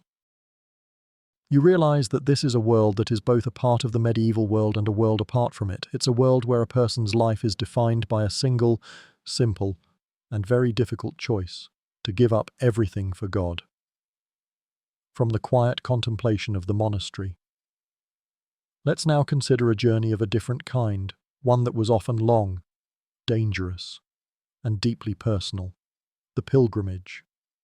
In a world where travel was difficult and faith was everything, a pilgrimage was a way for a person to prove their devotion, to seek forgiveness for their sins, and to find a kind of divine healing. It was a kind of a spiritual road trip with no guarantee of a safe return. A mainstream historical fact is that there were three main pilgrimage routes in the Middle Ages: to the Holy Land, to Rome, and to Santiago de Compostela in Spain. The journey to the Holy Land was the most dangerous, as it required a sea voyage and a journey through a world that was often hostile to Christians. The journey to Rome was a way of visiting the spiritual heart of the Catholic Church, and the journey to Santiago de Compostela was a way of visiting the resting place of St. James, one of the apostles of Jesus. People from all social classes would go on a pilgrimage, from the poorest peasant to the wealthiest noble. They would wear a special cloak and a hat, and they would carry a staff and a scallop shell, which was the symbol of the pilgrimage to Santiago. A quirky or fringe tidbit is that some pilgrims would perform their journey as a form of penance for a serious sin. A priest might assign a pilgrimage as a punishment for a man who committed adultery, for example. A pilgrimage was a way of showing his sincerity and of atoning for his sin. In some cases, a pilgrim might even be a stand-in for a wealthy noble who couldn't make the journey himself. The noble would pay the pilgrim to go on a pilgrimage for him, and the pilgrim would carry a document to prove that the pilgrimage was being made on the noble's behalf. It was a kind of spiritual subcontracting, a way of getting a dose of divine grace without all the hassle. This brings us to a major scholarly debate. Historians still argue whether the pilgrimage was a genuine act of religious devotion or an early form of medieval tourism. Some scholars argue that the pilgrimage was a genuine and deeply personal spiritual journey. The hardships of the journey, the physical pain, and the risk of death were all a part of the spiritual experience. People were genuinely seeking a closer relationship with God and a chance to be in the presence of a holy relic. Other historians contend that the pilgrimage was also a way for people to see the world, to meet new people, and to have an adventure. The pilgrimage was a chance to escape the drudgery of their daily lives and to have a once-in-a-lifetime experience. It was a kind of medieval vacation, with a little bit of spiritual penance thrown in for good measure. So, as you see a group of pilgrims walking down a road, their clothes dusty and their faces tired, you realize that they are on a journey that is both physical and spiritual. They are seeking a miracle, a blessing, a sense of peace, and they are willing to risk everything to get it. It's a powerful reminder of how much faith shaped the lives of medieval people and how much they were willing to sacrifice for it. From the solitary journey of the pilgrim, let's now consider a journey of a much larger and much more violent kind: the Crusades. These were not just battles, they were a series of holy wars, a blend of religious fervour, political ambition, and raw military power that would shape the course of European and Middle Eastern history for centuries. A mainstream historical fact is that the Crusades were a series of military expeditions launched by the popes and European rulers to reclaim the Holy Land from Muslim rule. The First Crusade was called in 1095 by Pope Urban II, who promised the Crusaders that their sins would be forgiven if they died in battle. This was a powerful incentive for a population that was deeply afraid of eternal damnation. The Crusaders were a mix of professional soldiers, landless knights seeking fortune and glory, and a whole lot of common people who were inspired by a mix of religious fervour and a promise of a better life. The journey was long and arduous, and a huge number of the Crusaders died from disease, starvation, and battle. A quirky or fringe tidbit is that the Fourth Crusade, which was launched in 1202, never made it to the Holy Land. Instead, the Crusaders, in a kind of bizarre and tragic detour, sacked and looted the city of Constantinople, which was the capital of the Byzantine Empire and a Christian city. The Crusaders, who were short on funds, were convinced by the Venetians to attack the city, and the whole thing turned into a giant, bloody betrayal. It's a shocking example of how the Crusades, which were supposed to be about a holy purpose, were often more about greed and political maneuvering. This brings us to a major scholarly debate. Historians still argue whether the Crusades were a genuine expression of religious faith or a land grab in disguise. Some scholars argue that the Crusades were a genuine religious movement. People were motivated by a deep and sincere faith, and they were willing to risk their lives to reclaim the holy sites of their religion. The promise of salvation was a powerful incentive, and it was the primary driver of the movement. Other historians contend that the Crusades were primarily a political and economic venture. They point to the fact that the Church was able to consolidate its power, that the European nobility was able to get rid of its restless knights, and that the Italian city-states were able to gain new trade routes. The religious fervour, in this view, was just a convenient excuse for a much more earthly purpose. So, as you see a knight in his shining armour, a red cross on his tunic, you don't just see a holy warrior, you see a man who is a part of a complex and contradictory movement. He is seeking salvation, he is seeking glory, and he is seeking a piece of land. It's a sad, brutal, and deeply complex chapter in medieval history, and it's a reminder that faith and greed are often two sides of the same very ugly coin. From the brutal reality of the Crusades, let's now turn to a different kind of war. A war that was fought not with swords and shields, but with ideas and beliefs, the Inquisition. This was the Church's response to what it saw as a growing threat to its authority and its doctrine, heresy. It was a kind of spiritual police force, and its methods were as cruel and as terrifying as any battlefield. A mainstream historical fact is that the Inquisition was a series of courts that were established by the Catholic Church to combat heresy. Heresy was defined as a belief or an opinion that was contrary to the official doctrine of the Church. The Church believed that heresy was a sin and a crime, and it was a direct threat to the salvation of its followers. The inquisitors were often Dominican or Franciscan friars, and they were given the authority to investigate, to interrogate, and to punish anyone who was suspected of being a heretic. The inquisitors would often arrive in a town unannounced, and they would set up a court. They would then give the town a grace period for people to confess their sins and to report on others who they believed were heretics. A quirky or fringe tidbit is that the inquisitors had a very specific way of dealing with people who were accused of heresy. If a person confessed, they would be given a public penance, like a pilgrimage or a whipping. If they didn't confess, they would be tortured. The inquisitors were forbidden from using methods that would kill a person, but they were allowed to use methods that would inflict a great deal of pain. One of the more famous methods was the strappado, where a person would be tied to a rope and then lifted into the air and then dropped.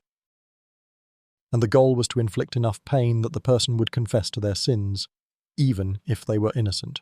This brings us to a major scholarly debate. Historians still argue whether the Inquisition was a genuine attempt to preserve religious purity or a way for the Church to consolidate its power and to eliminate its political rivals. Some scholars argue that the Church was genuinely afraid of a heretical movement that could tear apart the fabric of society. They point to the fact that many of the heretical groups, like the Cathars in southern France, had a very different view of the world, and they were a direct threat to the Church's authority. Other historians contend that the Inquisition was a tool for social and political control. They point to the fact that many of the people who were accused of heresy were also political rivals of the local lords or the church officials. The Inquisition, in this view, was a convenient way to get rid of your enemies and to seize their land and their wealth. So, As you walk into a town and you see a group of friars in their habits, you feel a sense of unease. You know that they are not just here to save your soul, they are also here to judge your beliefs and to punish your sins. It's a terrifying reminder that in the Middle Ages, your thoughts were not your own, and your faith was not a private matter. From the spiritual terror of the Inquisition, let's now turn to a more personal and equally terrifying fear: witches and witch hunts. This wasn't just about religious doctrine, it was about paranoia, superstition, and a very real fear of the unknown. It was a time when a woman's power, whether real or perceived, could be a death sentence. A mainstream historical fact is that the witch hunts in the later Middle Ages and early modern period were a widespread and bloody phenomenon.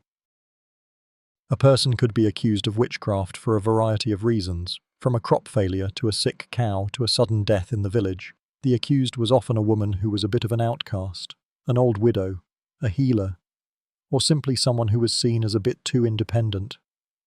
The church and secular authorities believed that these people were making a pact with the devil and were using their powers to harm others. The punishment for witchcraft was often death by burning, as it was believed that fire would cleanse the soul of the devil's influence. A quirky or fringe tidbit is the use of what were called witch prickers. These were people who would go from town to town, claiming they could find the devil's mark on a person's body. The mark was believed to be a spot on the body that was insensitive to pain. The pricker would stick a long needle into the accused's body, and if they didn't bleed or react, it was seen as proof of their guilt. The prickers, of course, were often con artists who would use a retractable needle to fake the test, but in a world gripped by fear and superstition, their word was gospel. It's a cruel and cynical example of how people would exploit the fear of others for their own gain. This brings us to a major scholarly debate. Historians still argue whether the witch hunts were a result of a genuine belief in witchcraft or a form of social control. Some scholars argue that the witch hunts were a result of a genuine and widespread fear of the supernatural. In a world with no scientific understanding of disease or natural disasters, people were looking for a scapegoat, and the witch was a perfect fit. Other historians contend that the witch hunts were a way of controlling women and of suppressing their independence. The people who were most often accused of witchcraft were often those who had some form of social power, like midwives or healers. The witch hunts, in this view, were a way of discrediting their knowledge and of reinforcing male dominance in society. So, as you see a woman being led to the stake, her hands bound and her face full of fear, you realize that she is not just a woman, she is a symbol of a society that was struggling with its own fears, its own anxieties, and its own deep-seated prejudices. It's a sad and tragic chapter in our history, and it's a reminder that a lack of knowledge and an abundance of fear can lead to some truly horrific things. After the terrifying spectre of the witch, let's consider a different kind of spiritual power, one that was a source of hope, comfort, and even a bit of commerce: the saints and their relics. In a world where God felt distant and abstract, saints were a more personal and approachable source of divine intervention, and their relics were seen as a physical manifestation of their spiritual power. A mainstream historical fact is that saints' relics were incredibly important to medieval people. A relic could be anything from a piece of a saint's bone to a lock of their hair, or even a piece of cloth that they had touched. These relics were believed to have the power to heal the sick, to ward off evil, and to grant miracles. Every church and every monastery wanted to have a relic, and the more famous the saint, the more valuable the relic. This led to a kind of spiritual arms race, with churches competing to acquire the most powerful relics. The relics would be kept in a special container called a reliquary, and they would be displayed for the faithful to see and to venerate. A quirky or fringe tidbit is that there was a thriving, and often fraudulent, market for relics, since a saint's body could only be in one place, and there were so many people who wanted a relic. People would often sell fake relics.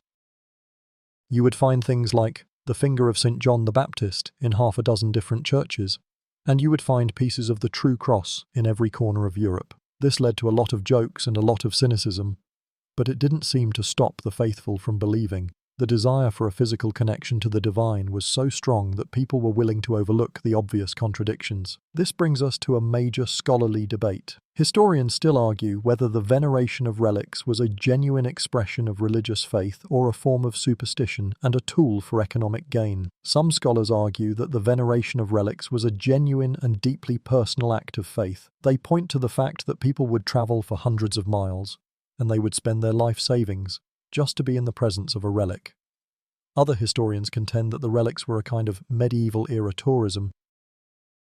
The churches and the monasteries would make a huge amount of money from the pilgrims who came to see the relics, and the relics themselves were a way of attracting more visitors. They were a source of economic power, and the stories and the myths that surrounded them were a way of keeping the money flowing. So, as you walk into a church, you see a golden box on the altar, and you know that inside is a piece of a saint's bone. You see the faithful on their knees, praying for a miracle. You realize that in the Middle Ages, the line between faith and commerce, and between truth and falsehood, was often very blurry, and a little bit of holy deception was a small price to pay for a chance at a miracle. From the physical power of relics, let's now consider a different kind of power, one that was visual, beautiful, and deeply symbolic: medieval art. In a world where most people couldn't read or write, art was not just for decoration. It was a form of communication, a moral compass, and a powerful tool for religious instruction. A mainstream historical fact is that medieval art was almost exclusively religious in nature. Paintings, sculptures, and stained glass windows were all used to tell stories from the Bible and the lives of the saints. They were a kind of visual Bible, a way for the church to teach its doctrine to a largely illiterate population. A peasant who couldn't read the story of Adam and Eve could see it in a stained glass window. A knight who couldn't read about the life of a saint could see it in a series of carved statues. Every element of the art had a meaning. The colours, the symbols, and the gestures all had a message. A lion, for example, might symbolize Jesus' resurrection, while a serpent might symbolize the devil. It was a kind of visual language that everyone, regardless of their social class, could understand. A quirky or fringe tidbit is the use of some truly strange and bizarre imagery in medieval art. You would see things like a picture of a man with his head on his chest, or a picture of a woman with a snake coming out of her mouth. These weren't just random images, they were allegorical. The man with his head on his chest was a representation of the sin of pride, while the woman with the snake was a representation of the sin of gossip. It was a way of using a powerful and often grotesque image to teach a moral lesson. It's a bit like a medieval-era political cartoon, but with a lot more religious fervour and a lot less humour. This brings us to a major scholarly debate. Historians still argue whether medieval art was a form of spiritual devotion or a form of social control. Some scholars argue that the art was a genuine expression of a deep and powerful religious faith. People were genuinely moved by the beauty and the symbolism, and the art was a way for them to connect with the divine. Other historians contend that the art was a way for the church to manipulate and to control the population. By using these powerful and often frightening images, the church was able to instill a sense of fear and obedience in the population. The art, in this view, was a tool for propaganda, a way of ensuring that the people would stay in line and would continue to obey the rules of the church. So, as you stand in a great cathedral and you look at a stained glass window, you don't just see a picture, you see a sermon, a lesson, a warning, and a piece of history all rolled into one. You realize that in the Middle Ages, art wasn't just for looking at, it was for learning, and it was for living. From the symbolic world of art, let's now look at the physical structures that housed it. The great cathedrals of the Middle Ages were more than just buildings. They were a testament to faith, a symbol of power, and a miracle of engineering. They were a collaboration between artists, engineers, and thousands of labourers, and they took generations to build. A mainstream historical fact is that the construction of a cathedral was an immense communal effort. The entire town, from the poorest peasant to the wealthiest merchant, would contribute in some way, whether through labour, money, or materials. The work was slow, dangerous, and incredibly difficult. There were no cranes or modern machinery. Everything was done with human muscle, ropes, and pulleys. The stone was quarried by hand, the wood was felled by hand, and every single block was put into place by hand. It was a project that could take hundreds of years to complete, and many of the people who started the project would never live to see it finished. A quirky or fringe tidbit is the use of some truly strange architectural features in the cathedrals. You would see things like a gargoyle, a grotesque figure that was used to divert rainwater from the building. The gargoyle, which was often a strange mix of an animal and a human, was believed to scare away evil spirits. You would also see things like a labyrinth on the floor of the cathedral, a kind of maze that people could walk through as a symbolic journey to the Holy Land. It was a way of making the cathedral a place of both worship and spiritual pilgrimage. This brings us to a major scholarly debate. Historians still argue whether the building of the cathedrals was a triumph of religious devotion or a symbol of social control. Some scholars argue that the cathedrals were a genuine expression of a deep and powerful religious faith. People were willing to sacrifice everything, and they were willing to work their entire lives to build a house for God. The cathedral was a source of pride and a symbol of their faith, and it was a way for them to show their devotion.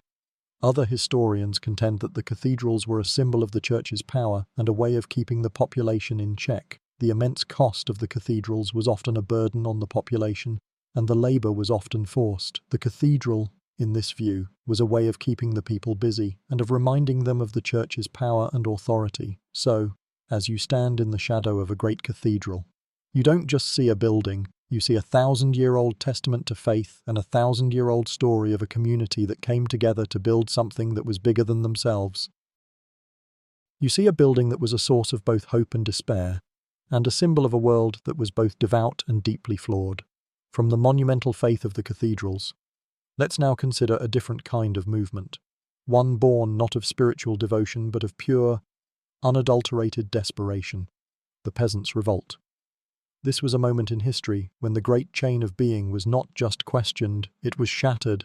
At least for a little while, it was a powerful and terrifying reminder that even the most oppressed people have their breaking point.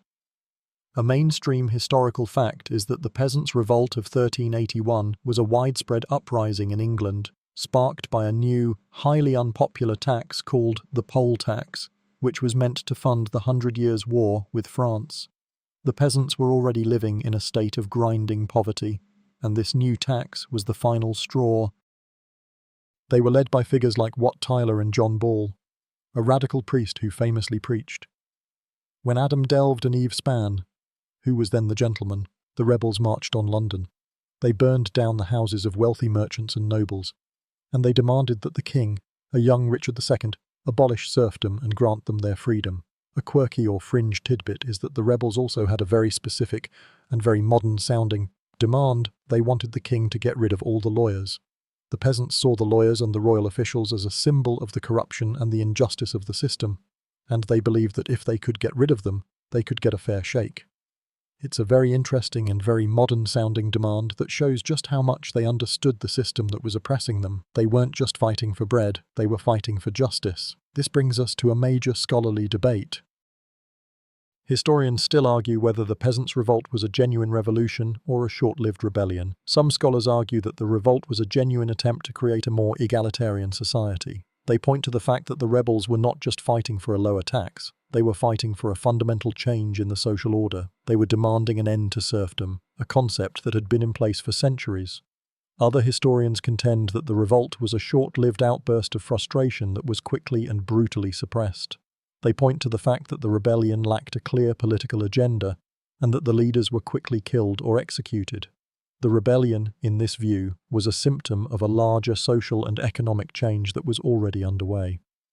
And it was a harbinger of the end of the feudal system. So, as you see a group of peasants with their pitchforks and their torches, you don't just see a mob, you see a group of people who are fighting for their freedom, their dignity, and their right to a fair life.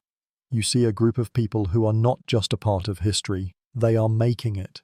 It's a powerful and a humbling reminder that even the most oppressed people have the power to change the world. From the pitchforks of the peasants, let's now consider a different kind of revolution, one that was quiet, slow, and ultimately more powerful than any rebellion, the invention of the printing press. This wasn't just a machine, it was a tool that would fundamentally change the way people learned, the way they thought, and the way they communicated. It was the beginning of the end of the Middle Ages.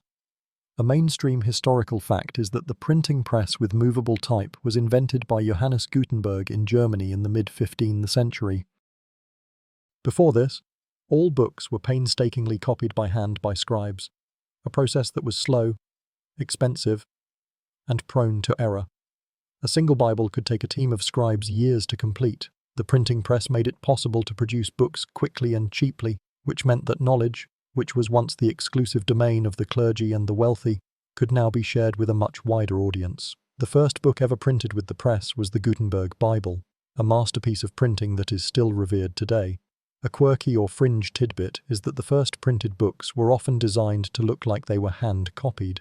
The printers would leave a space at the beginning of each chapter for a scribe to hand-illuminate a capital letter, and the books would often be bound in the same way as the hand-copied books. It was a way of making the new technology more palatable to a population that was used to the old ways. It's a bit like when you see a modern-day e-book that is designed to look like a physical book, with a digital page-turning animation and a faux paper texture. It's a way of bridging the gap between the old world and the new. This brings us to a major scholarly debate. Historians still argue whether the printing press was the primary cause of the Renaissance and the Reformation. Some scholars argue that the printing press was the single most important invention in human history. They point to the fact that it allowed for the rapid spread of new ideas, which led to a rebirth of art, science, and philosophy. It also allowed Martin Luther's ideas to be spread throughout Europe, which led to the Protestant Reformation and the end of the Church's monopoly on religious thought. Other historians contend that the printing press simply accelerated changes that were already underway. They point to the fact that the Renaissance was already happening in Italy before the printing press was invented, and that the Reformation was a result of a growing dissatisfaction with the Church's corruption. The printing press, in this view, was a tool, not a cause. So, as you see a man with a printing press, inking a plate and pressing a piece of paper, you realize that you're not just looking at a machine, you're looking at a weapon, a tool, and a symbol of a new era. You're looking at a machine that would change the world forever, one page at a time. It's a quiet revolution, and a reminder that the most powerful changes are often the ones that are the least obvious. After the quiet revolution of the printing press, let's turn to a place that was both a fortress and a home. A symbol of power and a centre of daily life, the medieval castle. A castle wasn't just a big stone building, it was a self-contained world, a military installation, and a political hub all rolled into one. It was a place that was designed to be both a home and a weapon. A mainstream historical fact is that a castle was designed to be a defensive structure, with thick walls, high towers, and a deep moat. The castle was built to withstand a siege, which was a common form of warfare in the Middle Ages. The defenders would hurl rocks, hot oil, and arrows down on the attackers, and the attackers would try to batter down the walls with a battering ram or tunnel under them. The most important part of the castle was the keep, a central tower that was the last line of defense. If the outer walls were breached, the defenders would retreat to the keep and would try to hold out for as long as possible. The castle was a kind of ultimate security system, a last resort in a world of constant war. A quirky or fringe tidbit is that the latrines in a medieval castle, known as garderobes, were a lot more advanced than you'd think. They were essentially a vertical shaft that went down from the castle wall and emptied into the moat or a cesspit below. The waste would just fall down into the water, where it would be washed away or would simply pile up. While this sounds incredibly unhygienic, it was a lot more advanced than the chamber pot that was used by most people. And it was a surprisingly efficient way of dealing with human waste. It's a good example of how the medieval mind, when faced with a practical problem, would often come up with a very direct and very simple solution. This brings us to a major scholarly debate. Historians still argue whether a castle was a symbol of a feudal lord's power or a symbol of his responsibility. Some scholars argue that the castle was a symbol of a lord's power and his ability to oppress the people who lived on his land. The castle was a way of enforcing his will and of reminding the peasants of their place in the social order. Other historians contend that the castle was a symbol of a lord's responsibility to protect his people. The castle was a refuge, a place where the people of the surrounding area could find safety in a time of war. The lord's power was a way of ensuring that the people were safe, and the castle was a symbol of his promise to protect them. So, as you walk through a medieval castle, you see the thick walls, the high towers, and the deep moat. You also see the great hall, where the lord would feast with his men, and the private chambers, where he would live with his family. You realize that a castle was not just a fortress, it was a home, and it was a symbol of a world that was both dangerous and beautiful, and of a life that was both a struggle and a privilege. From the stone walls of the castle, Let's now consider the wider world outside of it, a world divided into two very different ways of life. The crowded, chaotic life of the town and the isolated, toilsome existence of the countryside. You could spend your entire life in one or the other and have two completely different experiences of the Middle Ages. A mainstream historical fact is that town life was centered around commerce, craft, and social interaction. Towns were magnets for people seeking a life free from the feudal obligations of the countryside. They were places of opportunity, where a person could learn a trade, join a guild, and, if they were lucky, become wealthy. But town life was also incredibly hard. The towns were often walled, which meant they were incredibly crowded and unsanitary. The streets were narrow and muddy, and the air was thick with the smell of waste, unwashed bodies, and animal dung. A person who lived in a town was at a higher risk of disease, and the constant threat of fire was a part of daily life. A quirky or fringe tidbit is that medieval towns often had a lot of strange rules about social behavior. For example, some towns had a curfew, where a bell would ring at night, and everyone was expected to be off the streets and in their homes. Other towns had rules about what kind of clothes you could wear, with a different color or fabric designated for each social class. It was a way of making sure that everyone knew their place in the social hierarchy, and it was a way of enforcing a kind of social order in a place that was often very chaotic. This brings us to a major scholarly debate. Historians still argue whether town life was a form of liberation or a new kind of bondage. Some scholars argue that the towns were a kind of urban frontier, a place where a person could find freedom and a chance to escape the feudal system. They point to the fact that many towns had a charter that gave them the right to self-governance, and that a serf who escaped from the countryside and lived in a town for a year and a day was considered a free man. Other historians contend that town life was a new kind of oppression. The guilds, which we talked about earlier, could be just as restrictive as a feudal lord, and the living conditions were often worse than in the countryside. The town, in this view, was just a different kind of prison. So, as you walk down a narrow, crowded street in a medieval town, you see a world of commerce, of opportunity, and of danger. You see a world where a person could be a success or a failure, and you feel the raw, unfiltered energy of a place that was both a sanctuary and a trap. It's a fascinating contrast to the peaceful, but incredibly difficult, life of the countryside, and it's a powerful reminder that medieval life was a matter of perspective, and that your experience of it depended entirely on where you lived. We've journeyed through the triumphs and the terrors of the Middle Ages, but now we arrive at its conclusion.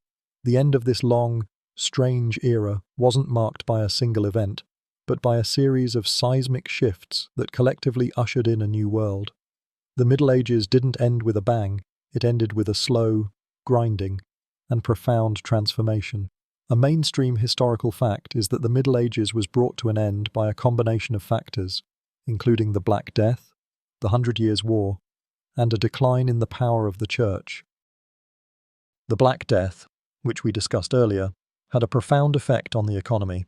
With so many people gone, the remaining peasants had more leverage and were able to demand higher wages and better working conditions.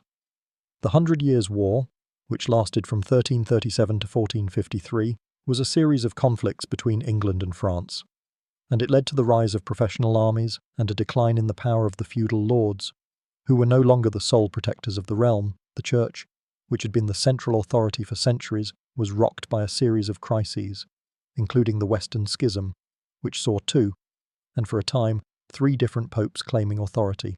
This loss of authority led to a growing dissatisfaction with the Church, which would eventually lead to the Reformation. A quirky or fringe tidbit is that the invention of gunpowder had a profound effect on the decline of the feudal system. The castle, which had been the symbol of a lord's power and his ability to protect his people, was no longer a fortress. A cannon could now breach a castle wall in a matter of hours, and the knight, in his shining armour, was now vulnerable to a new kind of weapon. The invention of gunpowder was the beginning of the end for the feudal system, as it made the traditional forms of warfare and defence obsolete. It's a bit of a tragic irony that a piece of technology that was used for war was also one of the things that helped bring a kind of peace. This brings us to a major scholarly debate. Historians still argue whether the end of the Middle Ages was a positive or a negative event. Some scholars argue that it was a glorious and necessary transition to the modern world. They point to the fact that it led to the rise of the Renaissance, the age of exploration, and a new era of scientific and intellectual inquiry. It was a time of liberation, of new ideas, and of new possibilities. Other historians contend that the end of the Middle Ages was a tragic loss of a more spiritual and a more communal way of life. They point to the fact that the feudal system, while oppressive, also provided a sense of order and security. The end of the Middle Ages, in this view, was the beginning of a new era of individualism, greed, and constant war. So, as you see the feudal system crumbling, the castles falling, and the church losing its power, you realize that you are at a crossroads in history. You are watching the end of a world, and you are watching the beginning of a new one. It's a powerful and a little bit sad moment, and it's a reminder that all things, no matter how powerful, must eventually come to an end. We've come a long way from the muddy streets of a medieval town, through the terrifying world of childbirth, the gruesome reality of medicine, and the violent spectacle of the Crusades. But before we leave this world behind, we need to ask one final question. What did it all mean? What is the legacy of this long, strange, and often brutal era? The surprising answer is that the Middle Ages never truly ended. It's still a part of our world, shaping our language, our laws, and our culture in ways we don't even realize. A mainstream historical fact is that the language you are hearing right now is a direct descendant of the language spoken in the Middle Ages. Our legal system, with its concepts of trial by jury and a jury of your peers, has its roots in the medieval period. Our universities, with their faculties and their degrees, are a direct descendant of the medieval monastic schools. The very concept of a town, with its guilds and its markets, is a medieval invention. The Middle Ages were not a dark period of history, they were a foundational period, a time when many of the institutions and ideas that we take for granted today were born. It's a testament to the ingenuity and the resilience of a population that was able to create something so enduring out of so much chaos. A quirky or fringe tidbit is that many of our modern-day fairy tales and myths, from the stories of King Arthur to the tales of dragons and knights, have their origins in the medieval world. These were not just stories for children, they were a way for people to make sense of the world, to teach moral lessons, and to pass on their history. The stories we tell today, from a movie about a brave knight to a TV show about a brave princess, are often just a modern-day retelling of a very old medieval story. It's a reminder that we are all, in a way, still living in the shadow of the Middle Ages. This brings us to a major scholarly debate. Historians still argue whether we should see the Middle Ages as a period of decline and decay or a period of growth and innovation. Some scholars argue that it was a time of stagnation, a period of history that was a step back from the glory of the Roman Empire. Other historians contend that it was a period of incredible innovation, a time when a new kind of social order, a new kind of art, and a new kind of thinking was born. They argue that the Middle Ages were a bridge between the ancient world and the modern one, and that without it, we would not have the world we live in today. And with that, our journey comes to a close. As you drift away from the muddy streets, the clamour of the market, and the silent shadows of the cathedral, you can still feel the echoes of a world that was both ancient and new.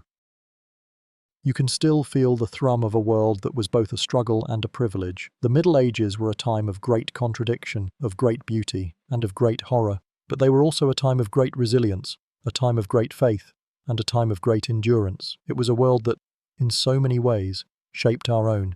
It's a quiet truth, a soft whisper of a story that's still being told. So, close your eyes now. The journey is over. The stories are done. All that's left is for you to rest. The moonlight is filtering in through the window. The soft background hum of a fan is a gentle lullaby, and the ghosts of 1,000 years ago are finally at rest. End of script. Sweet dreams.